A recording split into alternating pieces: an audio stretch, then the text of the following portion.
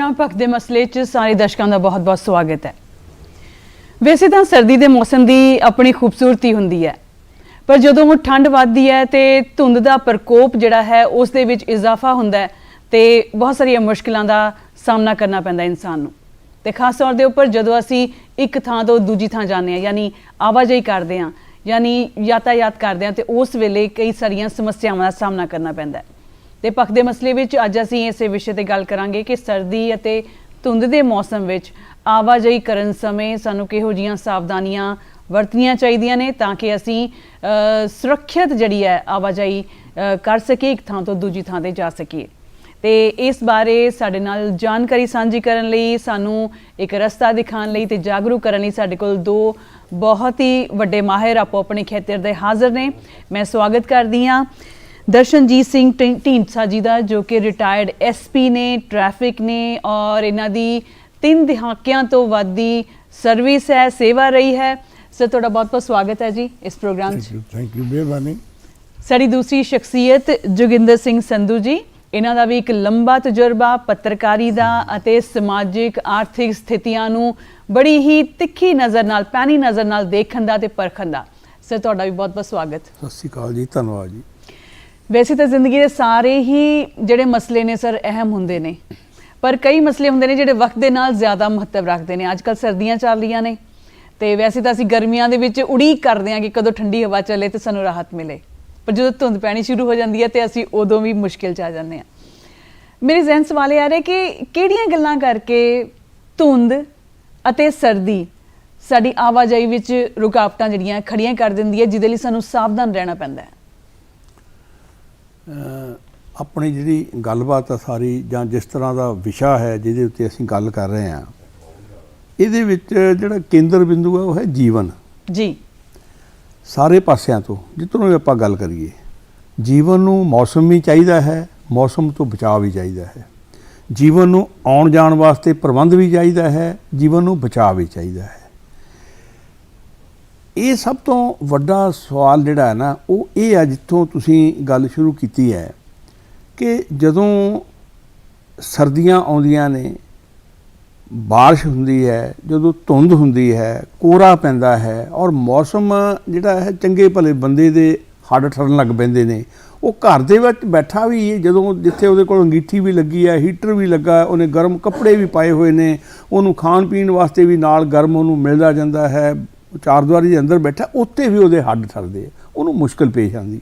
पर जदों वो इस तरह के मौसम में घरों बाहर निकलता है, जदों उन्हें घरों बाहर जाना है तो विजन घट जाता है धुंध करके, ठंड करके हथ पैर जिहड़े ने वो सुन्न होण लग जाते हैं आदमी नूं। क्योंकि वो जे किसी ने काम ते जाना उन्होंने बड़ी काली है कि मैं काम ते जाना है, जे बच्चों ने स्कूल जाना है उन्होंने भी है कि असीं टाइम समय सिर स्कूल पहुँच जाइए, कोई मुलाजम ने जिहड़े कर्मचारी ने जिन्हों ने आपो अपनी नौकरियां से जाना है उन्होंने बड़ी काली है कि असीं भी चले जाइए। और ये मतलब जिहड़ा एक तो दिन ब दिन क्योंकि जिहड़ी पापूलेशन है उहदे हिसाब नाल साडा ट्रैफिक भी है जिहड़ा ये बहुत ज़्यादा है जी। ट्रांसपोर्टेशन साडे कोल इन्नी ज़्यादा है कि मैनूं लगदा है कि साडे कोल इंफ्रास्ट्रक्चर जिहड़ा उहदी किते ना किते कमी है, पर गड्डियां दी, कारां दी, मोटरां दी, साइकिलां, स्कूटरां दी, वाहनां दी, इन्हां दी साडे कोल कमी नहीं। ਇਹਦੇ ਨਾਲ रश ਹੁੰਦਾ है, आदमी नूं काल ਹੁੰਦੀ है और ਅੱਗੇ ਉਹਨੂੰ ਰਸਤਾ नहीं मिल रहा, ਰਸਤਾ ਉਹਨੂੰ नहीं मिल रहा, ਧੁੰਦ ਦੇ ਵਿੱਚ ਵਿਜ਼ਨ ਘਟ ਗਿਆ ਹੈ, ਉਹ 4-5 ਮੀਟਰ ਤੋਂ ਅੱਗੇ ਦੇਖ नहीं ਸਕਦਾ। ਇਹਦੇ ਵਿੱਚ ਉਹਦੇ ਵਾਸਤੇ ਉਹਨੂੰ ਬਹੁਤ ਜ਼ਿਆਦਾ ਜਿਹੜੀ ਚੌਕਸੀ ਹੈ ਹਰ ਪੱਧਰ ਦੇ ਉੱਤੇ ਰੱਖਣੀ ਪੈਣੀ ਹੈ। ਜਿਹੜਾ ਖੁਦ ਬੰਦਾ ਬਾਹਰ ਜਾ ਰਿਹਾ ਉਹਨੂੰ ਵੀ ਦੇਖਣਾ ਪੈਣਾ ਹੈ ਕਿ ਮੈਂ ਪੂਰੀ ਸਾਵਧਾਨੀ ਵਰਤਾਂ, ਸਾਰੇ ਨਿਯਮਾਂ ਦਾ मैं पालन ਕਰਾਂ। और जिहड़ा साडा प्रशासन है उसनूं भी ये देखना पैना है कि इस चीज़ नूं किस तरह कंफर्टेबल बनाया जाए, किस तरह आसान बनाया जाए कि इहो जे मौसम दे विच खास करके जिहड़े बच्चे ने ते बजुर्ग ने उन्हां नूं बहुत ज़्यादा मुश्किल पेश आउंदी है जदों वो बाहर जांदे ने। बिल्कुल जिवें तुसीं तुहाडे ही शब्द सीगे कि जीवन जिहड़ा मुख है हर स्थिति विच उहदा चलदे रहना चाहिए। तो ढींडसा साहब मैं तुहानूं पुछना चाहूँगी, तुहाडा एक लंबा तजुर्बा है, तुसीं पुलिस महकमे दे विच पंजाब पुलिस च एक लंबा अरसा काम कीता है और खास तौर दे उपर जलंधर च जो सी ट्रैफिक पुलिस दे विच काम अपनी सेवावां दित्तियां ने। तुहाडा तजुर्बा की कहंदा है और ਜੇ ਜਿਵੇਂ ਮੈਂ ਗੱਲ ਕੀਤੀ ਕਿ ਤੁਸੀਂ 3 ਦਹਾਕੇ ਜਿਹੜੇ ਨੇ ਦੇਖੇ ਨੇ ਤੇ ਤੁਸੀਂ ਟ੍ਰੈਫਿਕ ਦਾ ਬਦਲਦਾ ਹੋਇਆ ਦੌਰ ਵੀ ਦੇਖਿਆ ਹੋਏਗਾ, ਇਹਦੇ ਬਾਰੇ ਤੁਹਾਡਾ ਤਜਰਬਾ ਕੀ ਹੈ? ਮੈਂ ਆਪਣੇ ਦੌਰਾਨੇ ਨੌਕਰੀ ਇਸ ਸੰਦਰਭ 'ਚ ਹੀ ਦੱਸਣਾ ਚਾਹੁੰਦਾ ਕਿ ਜਿਹੜੇ ਮੌਸਮ ਦੇ ਬਾਰੇ ਜਿਹੜੀ ਗੱਲ ਆਵਾਜਾਈ 'ਚ ਰੁਕਾਵਟਾਂ ਪੈਂਦੀਆਂ ਨੇ, ਕਿ ਆਪਾਂ ਨੂੰ ਬਹੁਤ ਬਚ ਕੇ ਰਹਿਣਾ ਚਾਹੀਦਾ ਹੈ। ਧੁੰਦ ਜਿਹੜੀ ਹੈ, ਆਪਾਂ ਗੱਡੀਆਂ ਦੀ ਸਾਡਾ ਪੰਦਰਵਾੜਾ ਅਸੀਂ ਟ੍ਰੈਫਿਕ ਦਾ ਮਨਾਉਂਦੇ ਹਾਂ ਜੀ, ਉਹਦੇ 'ਚ ਅਸੀਂ ਅਵੇਅਰਨੈਸ ਸਕੂਲਾਂ 'ਚ ਕਾਲਜਾਂ 'ਚ ਛੋਟੇ ਬੱਚਿਆਂ 'ਚ ਅਸੀਂ ਜਾ ਕੇ ਸਾਡੇ ਮੁਲਾਜ਼ਮ ਟ੍ਰੈਫਿਕ ਸਪੈਸ਼ਲ ਇੱਕ ਸੈੱਲ ਸਾਡਾ ਬਣਿਆ ਹੋਇਆ, ਉਹ ਉਹਨਾਂ ਨੂੰ ਟ੍ਰੇਨਿੰਗ ਦੇ ਰਿਹਾ ਕਿ ਤੁਸੀਂ ਬੀ ਅਵੇਅਰ ਇਸ ਤਰ੍ਹਾਂ ਹੋਣਾ ਹੈ।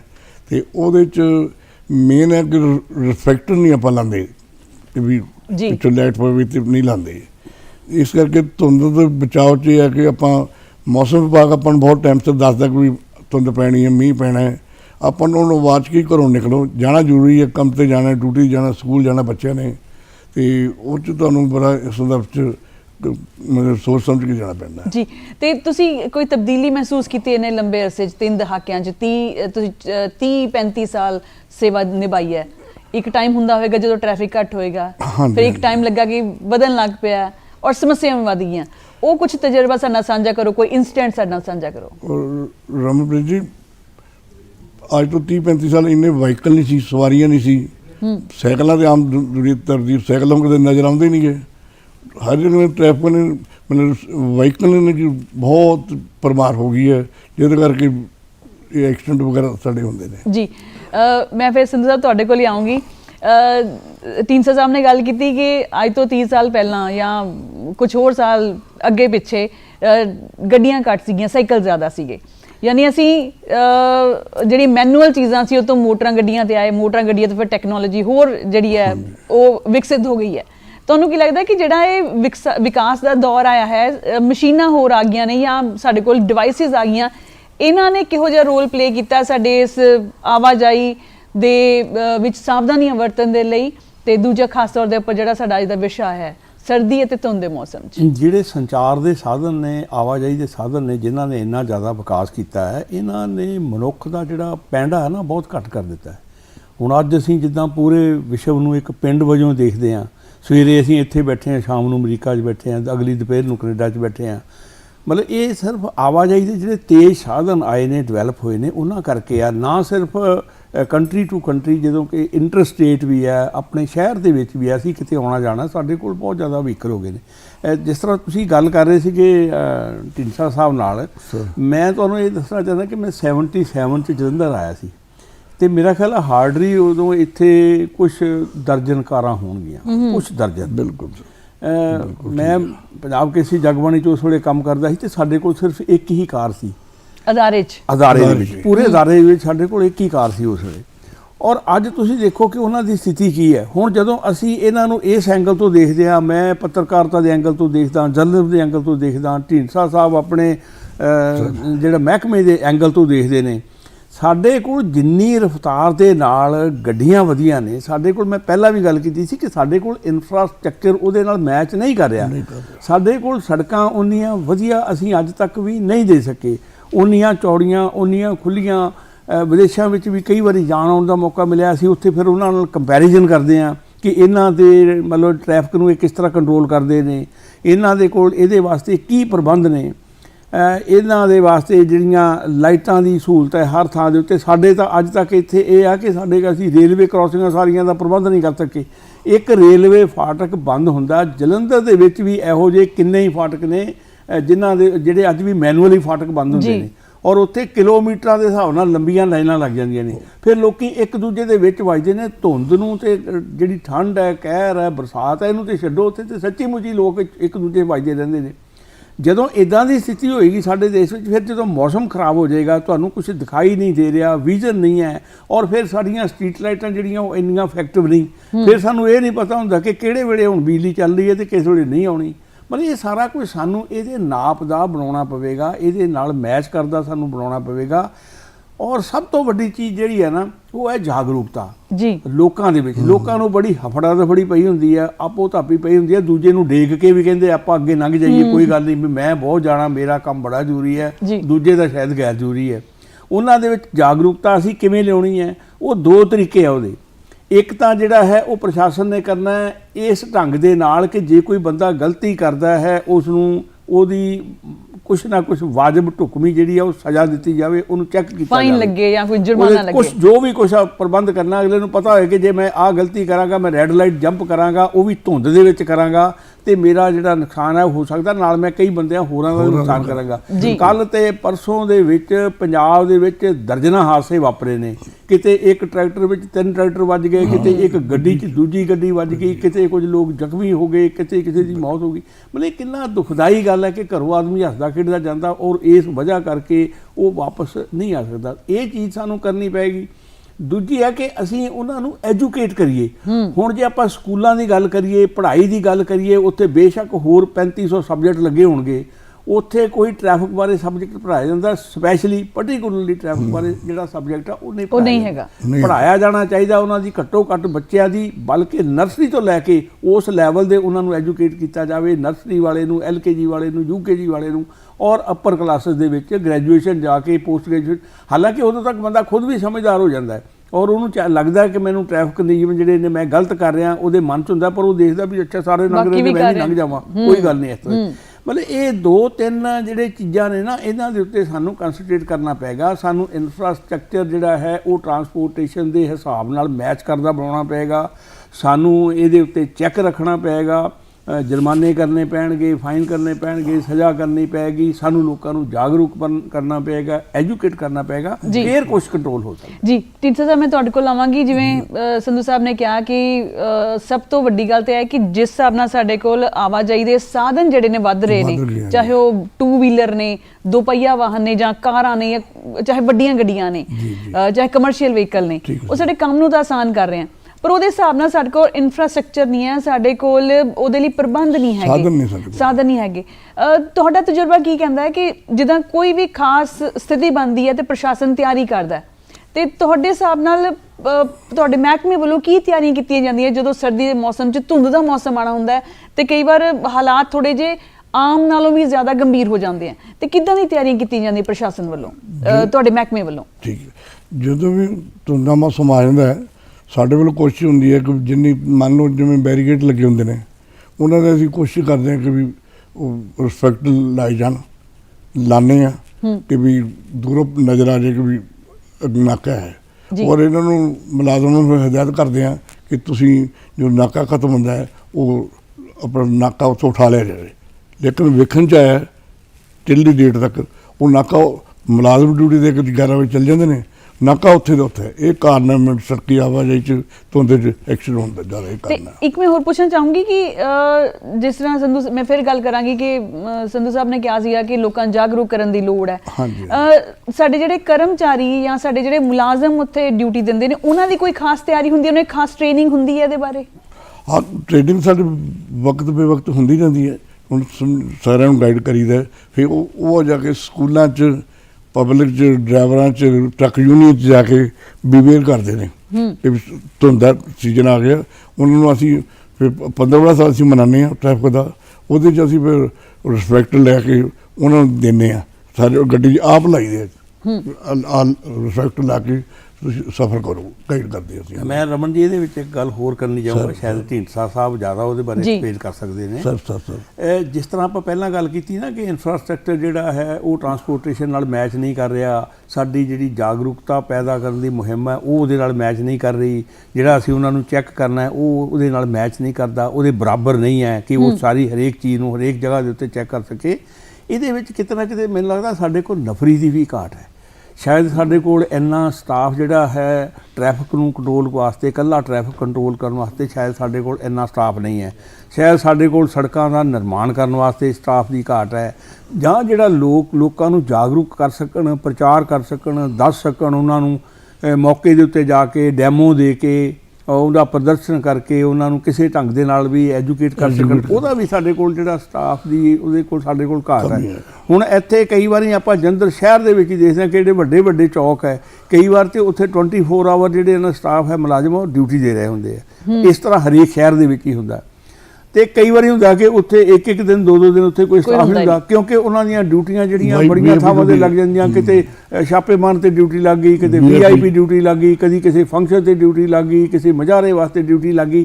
ਮਤਲਬ ਇਹ ਸਾਰਾ ਕੁਝ ਨੂੰ ਅਧਿਐਨ ਕਰਕੇ ਸਾਨੂੰ, ਭਾਵੇਂ ਇਹਦੇ ਲਈ ਸਾਨੂੰ ਥੋੜਾ ਟਾਈਮ ਲੱਗੇਗਾ, ਜੀ, ਪਰ ਅਧਿਐਨ ਕਰਕੇ ਸਾਨੂੰ ਇਹ ਵੀ ਇਹ ਦੇਖਣਾ ਪਏਗਾ ਕਿ ਸਾਡੀ ਪਾਪੂਲੇਸ਼ਨ ਕਿੰਨੀ ਹੈ, ਸਾਡੇ ਸ਼ਹਿਰ ਦੇ ਵਿੱਚ ਜਾਂ ਸਾਡੇ ਸਟੇਟ ਦੇ ਵਿੱਚ ਸਾਡੇ ਕੋਲ ਜਿਹੜੀ ਹੈ ਟਰਾਂਸਪੋਰਟ ਕਿੰਨੀ ਹੈ, ਔਰ ਸਾਡੇ ਕੋਲ ਇਹਦੀ ਨਿਗਰਾਨੀ ਕਰਨ ਵਾਸਤੇ ਅਸੀਂ ਹਜੇ ਤੱਕ ਅਸੀਂ GT ਰੋਡਾਂ ਦੇ ਉੱਤੇ ਵੀ ਪੂਰੇ ਕੈਮਰੇ ਨਹੀਂ ਲਾ ਸਕੇ, ਸ਼ਹਿਰਾਂ ਦੀ ਤਾਂ ਗੱਲ ਹੀ ਛੱਡੋ। ਹੁਣ ਅਸੀਂ ਜੇ ਕੈਮਰੇ ਲਾ ਲਈਏ ਜਿਵੇਂ ਵਿਦੇਸ਼ਾਂ ਵਿੱਚ ਲੱਗੇ ਹੋਏ, ਹਰੇਕ ਸੜਕ ਤੇ ਤੁਹਾਨੂੰ ਕਿਤੇ ਕੋਈ ਮੁਲਾਜ਼ਮ ਖੜਾ ਦਿਖਾਈ ਨਹੀਂ ਦੇਊਗਾ ਕਿਤੇ ਵੀ, ਪਰ ਹੁੰਦਾ ਇਹ ਹੈ ਕਿ ਤੁਸੀਂ ਰੈੱਡ ਲਾਈਟ ਜੰਪ ਨਹੀਂ ਕੀਤੀ, ਤੁਸੀਂ ਅਜੇ ਘਰ ਨਹੀਂ ਪਹੁੰਚੇ ਹੁੰਦੇ ਤੇ ਉਹ ਜਿਹੜਾ ਜੁਰਮਾਨੇ ਵਾਲੀ ਪਰਚੀ ਤੁਹਾਡੇ ਘਰ ਆ ਜਾਂਦੀ ਪਹਿਲਾਂ ਜੀ, ਤੇ ਆਦਮੀ ਡਰਦਾ ਫਿਰ ਕਿ ਮੈਂ ਕੋਈ ਗਲਤ ਕੰਮ ਨਾ ਕਰਾਂ। ਇਹ ਸਾਰਾ ਕੁਝ ਵੀ ਸਾਨੂੰ ਧਿਆਨ 'ਚ ਮੇਰਾ ਖਿਆਲ ਰੱਖਣਾ ਪਏਗਾ।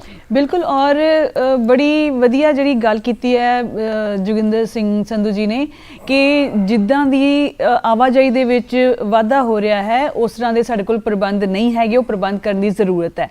ਤੇ ਇੱਕ ਗੱਲ ਹੋਰ ਵੀ ਹੈ ਕਿ ਜਦੋਂ ਮੌਸਮ ਬਦਲਦਾ ਹੈ, ਚਾਹੇ ਕੋਈ ਵੀ ਮੌਸਮ ਹੋਵੇ, ਤੇ ਸਾਡਾ ਇੱਕ ਵਿਭਾਗ ਹੈ ਮੌਸਮ ਵਿਭਾਗ ਜੋ ਉਹਦੇ ਉੱਪਰ ਪੈਣੀ ਨਜ਼ਰ ਰੱਖਦਾ ਹੈ। ਤੇ ਖਾਸ ਤੌਰ ਤੇ ਜਦੋਂ ਇਦਾਂ ਦੀ ਸਥਿਤੀ ਬਣਦੀ ਹੈ, ਚਾਹੇ ਸਰਦੀ ਜਾਂ ਧੁੰਦ ਦੇ ਵੇਲੇ ਟ੍ਰੈਫਿਕ ਨੂੰ ਜਾਂ ਫਿਰ ਆਵਾਜਾਈ ਦੇ ਸਾਧਨਾਂ ਨੂੰ ਜਾਂ ਫਿਰ ਜਿਹੜਾ ਪੁਲਿਸ ਦਾ ਟ੍ਰੈਫਿਕ ਕੰਟਰੋਲ ਕਰਨ ਵਾਲਾ ਮਹਿਕਮਾ ਉਸ ਨੂੰ ਹੋਰ ਚੌਕਸ ਹੋਣ ਦੀ ਲੋੜ ਹੁੰਦੀ ਹੈ, ਤੇ ਅਸੀਂ ਮਦਦ ਲੈਂਦੇ ਹਾਂ ਮੌਸਮ ਵਿਭਾਗ ਤੋਂ। ਤੇ ਇਸ ਵੇਲੇ ਵੀ ਅਸੀਂ ਇਸ ਪ੍ਰੋਗਰਾਮ ਦੇ ਵਿੱਚ ਜਾਣਕਾਰੀ ਹੁਣ ਇਸ ਵੇਲੇ ਲੈਣਾ ਚਾਹਾਂਗੇ, ਗੱਲ ਕਰਨੀ ਚਾਹਾਂਗੇ। ਸਾਡੇ ਕੋਲ ਵਿਚਾਰ ਨੇ ਡਾਕਟਰ ਮਨਮੋਹਨ ਸਿੰਘ ਜੀ ਜਿਹੜੇ ਕਿ ਡਾਇਰੈਕਟਰ ਨੇ ਮੌਸਮ ਵਿਭਾਗ ਚੰਡੀਗੜ੍ਹ ਤੋਂ। ਆਓ ਸੁਣਦੇ ਹਾਂ ਉਹਨਾਂ ਦੇ ਵੀ ਵਿਚਾਰ।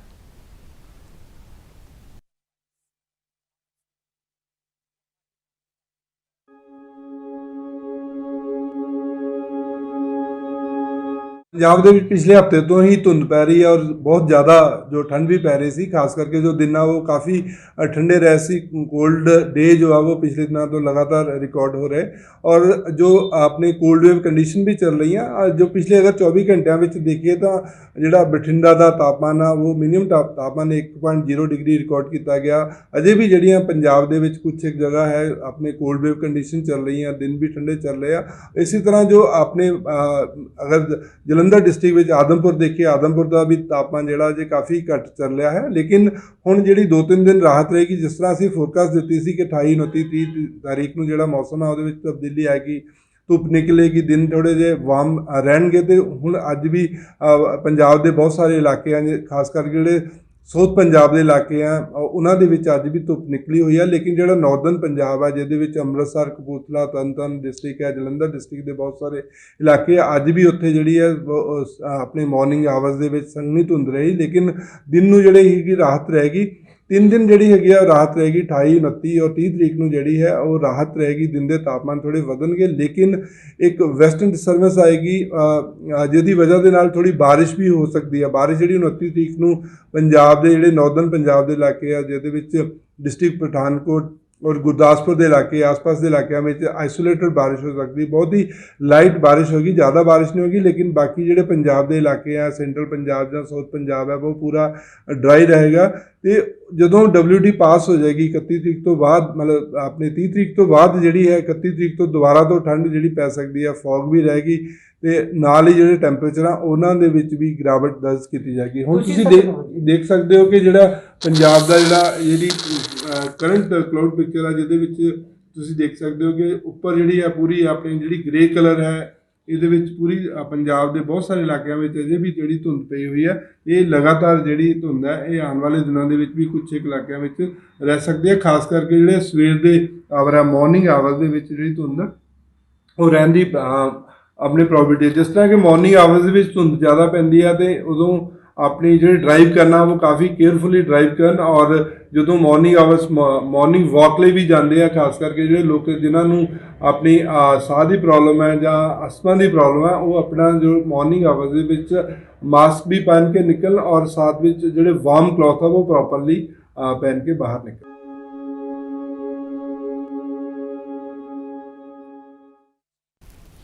ਪੱਖਦੇ ਮਸਲੇ ਪ੍ਰੋਗਰਾਮ ਤੁਸੀਂ ਦੇਖ ਰਹੇ ਹੋ ਤੇ ਮੌਸਮ ਵਿਭਾਗ ਵੱਲੋਂ ਸਾਨੂੰ ਸਮੇਂ-ਸਮੇਂ ਤੇ ਜਾਣਕਾਰੀ ਦਿੱਤੀ ਜਾਂਦੀ ਹੈ ਤੇ ਬਹੁਤ ਸਾਰੇ ਲੋਕ ਜਿਹੜੇ ਜਾਗਰੂਕ ਹੁੰਦੇ ਨੇ ਉਹ ਤਾਂ ਇਸ ਦੇ ਪ੍ਰਤੀ ਆਪਣਾ ਨਜ਼ਰੀਆ ਰੱਖਦੇ ਨੇ, ਧਿਆਨ ਰੱਖਦੇ ਨੇ, ਪਰ ਕਈ ਵਾਰ ਅਸੀਂ ਇਸ ਨੂੰ ਨਜ਼ਰ ਅੰਦਾਜ਼ ਕਰ ਦਿੰਦੇ ਹਾਂ। ਤੇ ਸਾਡੇ ਕੋਲ ਮਾਹਿਰ ਸੰਧੂ ਸਾਹਿਬ, ਫਿਰ ਮੈਂ ਤੁਹਾਡੇ ਕੋਲ ਹੀ ਆਉਂਗੀ ਕਿ ਇੱਕ ਤਾਂ ਆਪਾਂ ਗੱਲ ਕਰ ਦਿੱਤੀ ਕਿ ਪ੍ਰਸ਼ਾਸਨ ਨੂੰ ਜਾਂ ਪੁਲਿਸ ਨੂੰ ਥੋੜੀ ਸਖਤੀ ਵਧਾਉਣੀ ਚਾਹੀਦੀ ਹੈ, ਚੈੱਕ ਕਰਨਾ ਚਾਹੀਦਾ ਹੈ। ਤੁਹਾਨੂੰ ਕੀ ਲੱਗਦਾ ਹੈ ਕਿ ਇਹੋ ਜਿਹੇ ਮੌਸਮ ਵਿੱਚ ਸਾਡੀਆਂ ਆਪਣੀਆਂ ਕਿਹੋ ਜਿਹੀਆਂ ਅਣਗਹਿਲੀਆਂ ਹੁੰਦੀਆਂ ਨੇ ਜਿਹੜੀਆਂ ਸਾਨੂੰ ਮੁਸ਼ਕਿਲ 'ਚ ਪਾ ਦਿੰਦੀਆਂ? ਅਣਗਿਣਤ ਇਹਦੇ ਵਿੱਚ ਗੱਲਾਂ ਨੇ, ਇੱਕ ਗੱਲ ਨਹੀਂ, ਅਣਗਿਣਤ ਚੀਜ਼ਾਂ ਨੇ। ਤੁਹਾਨੂੰ ਯਾਦ ਹੋਏਗਾ ਪਿਛਲੇ ਦਿਨਾਂ ਦੇ ਵਿੱਚ ਗੁਜਰਾਤ ਦੇ ਮੋਰਬੀ ਦੇ ਵਿੱਚ ਪੁਲ ਟੁੱਟ ਗਿਆ ਸੀ ਜੀ, ਕੀ ਉਹ ਅਣਗਹਿਲੀ ਨਹੀਂ ਸੀ? ਉਹ ਅਣਗਹਿਲੀ ਹੈ।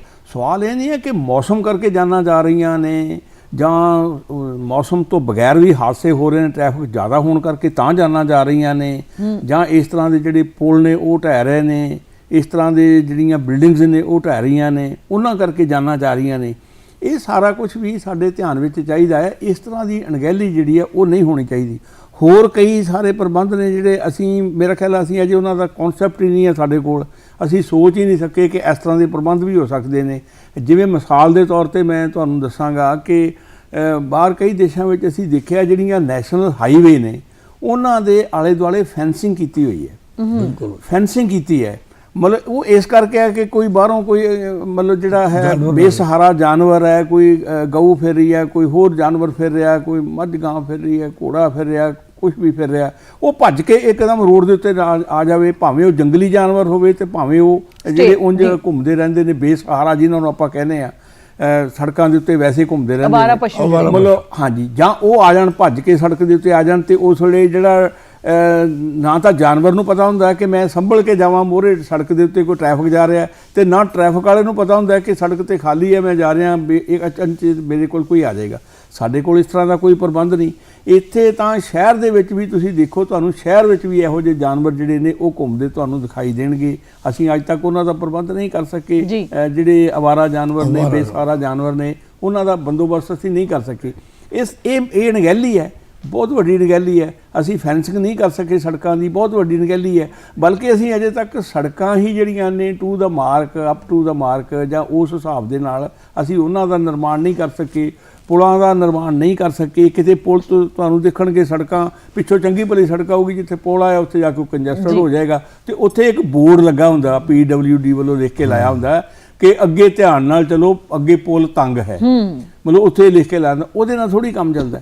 ਮਤਲਬ ਸਾਨੂੰ ਇਸ ਸਾਰੀਆਂ ਚੀਜ਼ਾਂ ਦੇ ਉੱਤੇ, ਬਲਕਿ ਮੈਂ ਤਾਂ ਇਹ ਕਹਾਂਗਾ ਕਿ ਇੱਕ ਜਿਹੜੇ ਐਕਸਪਰਟ ਨੇ ਕੁਛ ਸਟੇਟ ਲੈਵਲ ਦੇ ਉੱਤੇ ਵੀ ਔਰ ਕੰਟਰੀ ਲੈਵਲ ਦੇ ਉੱਤੇ ਵੀ, ਹਰ ਸਟੇਟ ਦੇ ਵਿੱਚ ਇੱਕ ਜਿਹੜੇ ਟ੍ਰੈਫਿਕ ਦੇ ਨਾਲ ਸੰਬੰਧਿਤ ਨੇ, ਵਾਬਸਤਾ ਲੋਕ ਨੇ, ਉਹਨਾਂ ਦੀ ਇੱਕ ਕਮੇਟੀ, ਇੱਕ ਟੀਮ ਬਣੀ ਹੋਈ ਹੋਵੇ ਜਿਹੜੀ ਗਾਹੇ ਬਗਾਹੇ ਸਰਕਾਰ ਨੂੰ ਸੁਝਾਅ ਦੇਵੇ ਕਿ ਇੱਥੇ ਇਹ ਕੀਤਾ ਜਾਣਾ ਚਾਹੀਦਾ ਜੀ, ਇੱਥੇ ਇਹ ਕੀਤਾ ਜਾਣਾ ਚਾਹੀਦਾ, ਤਾਂ ਕਿ ਉਹ ਉਹਨਾਂ ਕਦਮਾਂ ਦੇ ਉੱਤੇ ਚੱਲ ਕੇ ਅਮਲ ਕਰਕੇ ਅਸੀਂ ਉਹਨਾਂ ਹਾਦਸਿਆਂ ਨੂੰ ਰੋਕ ਸਕੀਏ ਤੇ ਜਿਹੜੀਆਂ ਬੇਸ਼ਕੀਮਤੀ ਜਾਨਾਂ ਉਹਦੇ ਵਿੱਚ ਜਾਂਦੀਆਂ ਨੇ ਉਹਨਾਂ ਤੋਂ ਅਸੀਂ ਮਤਲਬ ਕਰ ਸਕੀਏ। ਦੂਜੀ ਚੀਜ਼ ਤੁਸੀਂ ਅਕਸਰ ਦੇਖਦੇ ਹੋ, ਅਸੀਂ ਵੀ ਦੇਖਦੇ ਹਾਂ, ਮਤਲਬ ਸੜਕਾਂ ਦੇ ਉੱਤੇ ਓਵਰਲੋਡਿੰਗ, ਉਹਨੂੰ ਕੌਣ ਚੈੱਕ ਕਰੇਗਾ? ਓਵਰਲੋਡਿੰਗ ਨੂੰ ਕੋਈ ਨਹੀਂ ਚੈੱਕ ਕਰਦਾ। ਤੀਜੀ ਗੱਲ ਕਿ ਜਿਹੜੀਆਂ ਕਈ ਗੱਡੀਆਂ, ਕਈ ਟਰੱਕ, ਕਈ ਬੱਸਾਂ, ਕਈ ਜਿਹੜੇ ਵਾਹਨ ਨੇ ਉਹ ਇਦਾਂ ਦੇ ਹੁੰਦੇ ਨੇ ਜਿਹੜੇ ਆਪਣੀ ਉਮਰ ਹੰਢਾ ਚੁੱਕੇ ਨੇ, ਤਾਂ ਅਸੀਂ ਫਿਰ ਵੀ ਉਹਨਾਂ ਨੂੰ ਪੱਚ ਪੁੱਚ ਲਾ ਕੇ, ਟੋਚਨ ਲਾ ਕੇ, ਕੁਛ ਨਾ ਕੁਛ ਪਲਸਤਰ ਬਿਲਡਿੰਗ ਬੁਲਡਿੰਗ ਕਰਕੇ ਫਿਰ ਵੀ ਅਸੀਂ ਚਲਾਉਣ ਦੀ ਕੋਸ਼ਿਸ਼ ਕਰਦੇ ਹਾਂ। ਉਹ ਵੀ ਹਾਦਸਿਆਂ ਦਾ ਕਾਰਨ ਬਣਦੇ ਨੇ। ਮਤਲਬ ਇਹਦੇ ਉੱਤੇ ਕੰਟਰੋਲ ਕੌਣ ਕਰੇਗਾ? ਜੇ ਅਸੀਂ ਇੱਕ ਵਾਰੀ ਇੱਕ ਫੈਸਲਾ ਕਰਦੇ ਹਾਂ ਕਿ 10 ਸਾਲ ਤੋਂ ਪੁਰਾਣਾ ਜਿਹੜਾ ਵਾਹਨ ਹੈ ਉਹ ਦਿੱਲੀ ਵਿੱਚ ਨਹੀਂ ਚੱਲੇਗਾ, ਦਿੱਲੀ 'ਚ ਐਂਟਰ ਨਹੀਂ ਕਰ ਸਕੇਗਾ, ਤੇ ਬਾਕੀ ਸੂਬਿਆਂ ਨੂੰ ਵੀ ਚਾਹੀਦਾ ਕਿ ਚਲੋ ਅਸੀਂ 12 ਸਾਲ ਰੱਖ ਲਈਏ ਜਾਂ 14 ਸਾਲ ਰੱਖ ਲਈਏ, ਵੀ ਇਹ ਤੋਂ ਪੁਰਾਣਾ ਵਾਹਨ ਜਿਹੜਾ ਸਾਡੇ ਕੋਲ ਆ ਉਹ ਨਹੀਂ ਚੱਲਣਾ ਚਾਹੀਦਾ, ਉਹ ਹਾਦਸਿਆਂ ਦਾ ਕਾਰਨ ਬਣਦਾ। ਹੁਣ ਇੱਕ ਮੌਸਮ ਦੀ ਆਪਾਂ ਗੱਲ ਕਰ ਰਹੇ ਹਾਂ ਨਾ, ਜੇ ਸਰਦੀ ਦੀ ਗੱਲ ਕਰ ਰਹੇ ਹਾਂ, ਧੁੰਦ ਦੀ ਗੱਲ ਕਰ ਰਹੇ ਹਾਂ, ਤੇ ਉਹਦੇ ਆਲੇ ਦੁਆਲੇ ਤੁਸੀਂ ਦੇਖੋ ਕਿੰਨੀਆਂ ਸਮੱਸਿਆਵਾਂ ਹੋਰ ਖੜੀਆਂ ਨੇ। ਜਦੋਂ ਵਾਹਨ ਖਰਾਬ ਹੋਏਗਾ, ਉਹਦੀਆਂ ਲਾਈਟਾਂ ਵੀ ਪ੍ਰੋਪਰਲੀ ਕੰਮ ਨਹੀਂ ਕਰਦੀਆਂ ਹੁੰਦੀਆਂ, ਕਿਸੇ ਦਾ ਹੌਰਨ ਵੀ ਪ੍ਰੋਪਰਲੀ ਕੰਮ ਨਹੀਂ ਕਰਦਾ, ਉਹਦੇ ਕੋਲ ਜਿਵੇਂ ਢੀਂਡਸਾ ਸਾਹਿਬ ਦੱਸ ਰਹੇ ਸੀ ਕਿ ਉਹਦੇ ਪਿੱਛੇ ਜਿਹੜੇ ਨੇ ਇੰਡੀਕੇਟਰ ਨਹੀਂ ਲੱਗੇ ਹੋਏ, ਰਿਫਲੈਕਟਰ ਨਹੀਂ ਲੱਗੇ ਹੋਏ, ਉਹ ਉਹਦੇ ਵਿੱਚ ਇਜ਼ਾਫਾ ਕਰਨਗੇ। ਉਹ ਜਿਹੜੀ ਉਹ ਧੁੰਦ ਹੈ, ਧੁੰਦ ਕਰਕੇ ਮੰਨ ਲਓ 5% ਹਾਦਸੇ ਹੋਣੇ ਆ ਧੁੰਦ ਕਰਕੇ, ਤੇ ਇਹਨਾਂ ਸਾਰੀਆਂ ਚੀਜ਼ਾਂ ਕਰਕੇ ਉਹ 35% ਹੋ ਜਾਂਦੇ ਆ ਉੱਥੇ। ਫਿਰ ਸਾਨੂੰ ਦੂਜੀ ਗੱਲ ਇਹ ਹੈ ਕਿ ਅਕਸਰ ਕਈ ਵਾਰੀ ਦੇਖਿਆ ਜਾਂਦਾ ਜਦੋਂ ਹਾਦਸਾ ਹੋ ਜਾਂਦਾ ਹੈ ਤੇ ਉਹਦੇ ਤੋਂ ਬਾਅਦ ਪਤਾ ਲੱਗਦਾ ਡਰਾਈਵਰ ਕੋਲ ਤੇ ਲਾਇਸੈਂਸ ਹੀ ਹੈ ਨਹੀਂ, ਜਾਂ ਉਹਦੇ ਕੋਲ ਵੈਲਿਡ ਲਾਇਸੈਂਸ ਨਹੀਂ ਹੈਗਾ, ਤੇ ਉਹ ਵੀ ਹਾਦਸਿਆਂ ਦਾ ਕਾਰਨ ਬਣਦਾ ਹੈ। ਇਹ ਇੱਕ ਬੜਾ ਵੱਡਾ ਪ੍ਰੋਜੈਕਟ ਹੈ, ਬੜਾ ਵੱਡਾ ਇਹ ਸਬਜੈਕਟ ਹੈ ਜਿਹਦੇ ਉੱਤੇ ਸਾਨੂੰ ਇੰਨੀ ਡੂੰਘਾਈ 'ਚ ਜਾ ਕੇ ਔਰ ਇੰਨੇ ਵਿਸਥਾਰ ਨਾਲ ਕੰਮ ਕਰਨਾ ਪਏਗਾ। ਮਤਲਬ ਜਿਹੜੀ ਇਹ ਅਸੀਂ ਆਵਾਜਾਈ ਤੇ ਟ੍ਰੈਫਿਕ ਕੰਟਰੋਲ ਦੀ ਗੱਲ ਕਹਿ ਰਹੇ ਹਾਂ ਕਿ ਇਹਦੇ 'ਚ ਹਲੇ ਬਹੁਤ ਕੁਝ ਕਰਨਾ ਬਾਕੀ ਹੈ ਤੇ ਬਹੁਤ ਸਾਰੀਆਂ ਸਾਡੇ ਕੋਲ ਚ ਗੈਪਸ ਨੇ ਜਿਨ੍ਹਾਂ ਨੂੰ ਫਿਲ ਕਰਨਾ ਬਾਕੀ ਹੈ, ਚਾਹੇ ਉਹ ਟ੍ਰੇਨਿੰਗ ਹੈ, ਚਾਹੇ ਉਹ ਚੈਕਿੰਗ ਹੈ ਤੇ ਚਾਹੇ ਉਹ ਪ੍ਰਬੰਧ ਨੇ, ਚਾਹੇ ਸੜਕਾਂ ਦੇ ਰੂਪ ਵਿੱਚ। ਆਪਾਂ ਇੱਕ ਛੋਟੀ ਜੀ ਰਮਨ ਜੀ ਗੱਲ ਕਰਦੇ ਹਾਂ, ਜੀ। ਇਹ ਅਨੇਕਾਂ ਵਾਰੀ ਇੱਥੇ ਇਹ ਗੱਲ ਹੋ ਚੁੱਕੀ ਆ ਕਿ ਜਿਹੜੇ ਬੁਲਟ ਮੋਟਰਸਾਈਕਲਾਂ ਦੇ ਸ਼ਹਿਰਾਂ 'ਚ ਪਟਾਕੇ ਵੱਜਦੇ ਆ ਉਹ ਨਾ ਵੱਜਣ। ਜੀ। ਦੂਜੀ ਗੱਲ ਇਹ ਕਿ ਕਈ ਵਾਰੀ ਸਕੂਟਰ ਨੂੰ ਟਰੱਕ ਦਾ ਹਾਰਨ ਲਗਾਇਆ ਹੁੰਦਾ ਜੀ। ਔਰ ਇੰਨਾ ਭਿਆਨਕ ਹਾਰਨ ਉਹ ਮਾਰਦੇ ਨੇ ਕਿ ਉੱਥੇ ਅੱਗੇ ਮਾੜਾ ਬੰਦਾ ਤੇ ਵੈਸੇ ਡਿੱਗ ਪਵੇ। ਅਸੀਂ ਇਹਨਾਂ ਨੂੰ ਕੰਟਰੋਲ ਨਹੀਂ ਕਰ ਸਕਦੇ। ਇਹ ਕੀ ਸਕਦੇ। ਮਾਨਸਿਕਤਾ ਮੈਨੂੰ ਸਮਝ ਨਹੀਂ ਆਈ ਕਿ ਤੁਸੀਂ ਚਲਾ ਤਾਂ ਸਕੂਟਰ ਰਹੇ ਹੋ ਤੇ ਅਹਿਸਾਸ ਕੀ ਲੈਣਾ ਚਾਹੁੰਦੇ ਹੋ ਕਿ ਅਸੀਂ ਗੱਡੀ ਚਲਾ ਰਹੇ ਹਾਂ? ਉਹ ਦੱਸਣਾ ਚਾਹੁੰਦੇ ਕਿ ਸਾਡੇ ਕੋਲ ਅਸੀਂ ਬੜੀ ਵੱਡੀ ਗੱਡੀ ਲੈ ਕੇ ਆ ਰਹੇ ਹਾਂ, ਮਤਲਬ ਅਸੀਂ ਉਹਨਾਂ ਦੇ ਉੱਤੇ ਉਹਨਾਂ ਚੀਜ਼ਾਂ ਦਾ ਜਿਹੜਾ ਅਸੀਂ ਪ੍ਰਬੰਧ ਨਹੀਂ ਕਰ ਸਕੇ। ਇਹ ਸਾਰੀਆਂ ਚੀਜ਼ਾਂ ਮੈਂ ਦੱਸਿਆ ਕਿ ਆਪਾਂ ਜਿੱਦਾਂ ਜਿੱਦਾਂ ਗਿਣਦੇ ਜਾਵਾਂਗੇ ਇਹਨਾਂ ਦੀ ਸੂਚੀ ਜਿਹੜੀ ਉਹ ਲੰਬੀ ਹੁੰਦੀ ਜਾਂਦੀ ਹੈ। ਹਰ ਵਾਰੀ ਕੁਛ ਨਾ ਕੁਛ ਨਵੀਂ ਚੀਜ਼ ਜਿਹੜੀ ਉਹ ਆਪਣੇ ਧਿਆਨ 'ਚ ਆ ਜਾਂਦੀ, ਦਿਮਾਗ 'ਚ ਆ ਜਾਂਦੀ ਹੈ। ਤੇ ਜਦੋਂ ਅਸੀਂ ਕਿਸੇ ਚੀਜ਼ ਨੂੰ ਸਮੁੱਚੇ ਤੌਰ ਤੇ ਟੈਕਲ ਕਰਨਾ ਹੈ, ਉਹਨੂੰ ਇਸ ਹੱਦ ਤੱਕ ਰੋਕਣਾ ਹੈ ਕਿ ਇਹਦੇ ਵਿੱਚ ਕੋਈ ਗੁੰਜਾਇਸ਼ ਨਾ ਰਵੇ, ਤੇ ਫਿਰ ਸਾਨੂੰ ਉਹਦਾ ਉਸ ਤਰ੍ਹਾਂ ਦਾ ਬੰਦੋਬਸਤ ਕਰਨਾ ਪੈਂਦਾ ਜੀ। ਤੇ ਢੀਂਡਸਾ ਸਾਹਿਬ ਤੁਹਾਨੂੰ ਕੀ ਲੱਗਦਾ ਕਿ ਜਿਹੜੇ ਪ੍ਰਬੰਧ ਨੇ ਪ੍ਰਬੰਧਾਂ ਵਿੱਚ ਦਾ ਕੁਝ ਉਨਤਾਈਆਂ ਹੈਗੀਆਂ ਨੇ ਜਾਂ ਸਕੋਪ ਹੈ ਸਾਡੇ ਕੋਲ, ਸੰਭਾਵਨਾ ਹੈ ਕਿ ਇਹਨਾਂ ਨੂੰ ਅਸੀਂ ਹੋਰ ਬਿਹਤਰ ਕਰੀਏ? ਜਿਹੜੇ ਸ਼ਹਿਰੀ ਨੇ ਜਾਂ ਜਿਹੜੇ ਵਾਹਨ ਚਾਲਕ ਨੇ, ਚਾਹੇ ਉਹ ਅਡਲਟ ਨੇ ਚਾਹੇ ਉਹ ਛੋਟੀ ਉਮਰ ਦੇ ਨੇ, ਕਿਉਂਕਿ ਅਸੀਂ ਛੋਟੀ ਉਮਰ ਦੇ ਜਿਹੜੇ 18 ਸਾਲ ਦੇ ਨੂੰ ਵੈਸੇ ਇਜਾਜ਼ਤ ਨਹੀਂ ਹੈ ਕਾਨੂੰਨ ਵੱਲੋਂ, ਪਰ ਦੇਖਣ ਵਿੱਚ ਆਇਆ ਕਿ ਉਹ 2 ਪਹੀਆ ਵਾਹਨ ਵੀ ਚਲਾ ਰਹੇ ਹਨ ਤੇ ਕਾਰਾਂ ਵੀ ਚਲਾ ਰਹੇ ਹਨ। ਇਹਨਾਂ ਕਰਕੇ ਕਿਹੋ ਜਿਹੀਆਂ ਸਮੱਸਿਆਵਾਂ ਜਿਹੜੀਆਂ ਪੇਸ਼ ਆਉਂਦੀਆਂ ਨੇ ਖਾਸ ਤੌਰ ਤੇ ਧੁੰਦ ਤੇ ਸਰਦੀ ਦੇ ਮੌਸਮ 'ਚ? ਇਹ ਬਹੁਤ ਗੰਭੀਰ ਮਸਲਾ ਹੈ। ਇਹ 'ਚ ਜ਼ਿਆਦਾ ਫਾਲਟ ਸਾਡੇ ਪੇਰੈਂਟਸ ਦਾ ਹੈ। ਤੁਸੀਂ ਸਕੂਲ ਜਾਓ, ਕਿਸੇ ਸਕੂਲ ਚਲ ਜਾਓ, 90 ਤੋਂ 80% ਜਿਹੜੇ ਨੇ ਬੱਚੇ ਬਿਨਾਂ ਲਾਇਸੈਂਸ ਤੋਂ ਆ ਰਹੇ ਨੇ ਔਰ 18 ਸਾਲ ਤੋਂ ਘੱਟ ਉਮਰ ਦੇ ਨੇ। ਕਿਸੇ ਸਕੂਲ ਦੇ ਮੂਹਰੇ ਜਾ ਕੇ ਦੇਖੋ, ਉਹ ਇਹੀ ਵੱਡਾ ਕਾਰਨ ਹੈ ਕਿ ਉਹ ਆਪ ਤੱਕ ਘਰ ਖਰਾਬ ਕਰਦਾ ਹੈ, ਉਹ ਅਗਲੇ ਦੇ ਵੀ ਘਰ ਖਰਾਬ ਕਰ ਦਿੰਦਾ ਹੈ। 2 ਫੈਮਲੀਆਂ ਦਾ ਨੁਕਸਾਨ ਹੁੰਦਾ ਹੈ। ਤੇ ਸਾਨੂੰ ਪੇਰੈਂਟਸ ਨੂੰ ਵੀ ਬਹੁਤ ਅਵੇਅਰ ਹੋਣਾ ਚਾਹੀਦਾ ਕਿ ਬੱਚਿਆਂ ਦੇ ਕੰਟਰੋਲ ਕਰੋ ਕਿ ਇਸ ਤਰ੍ਹਾਂ ਨਾ ਕਰਨ। ਜੀ।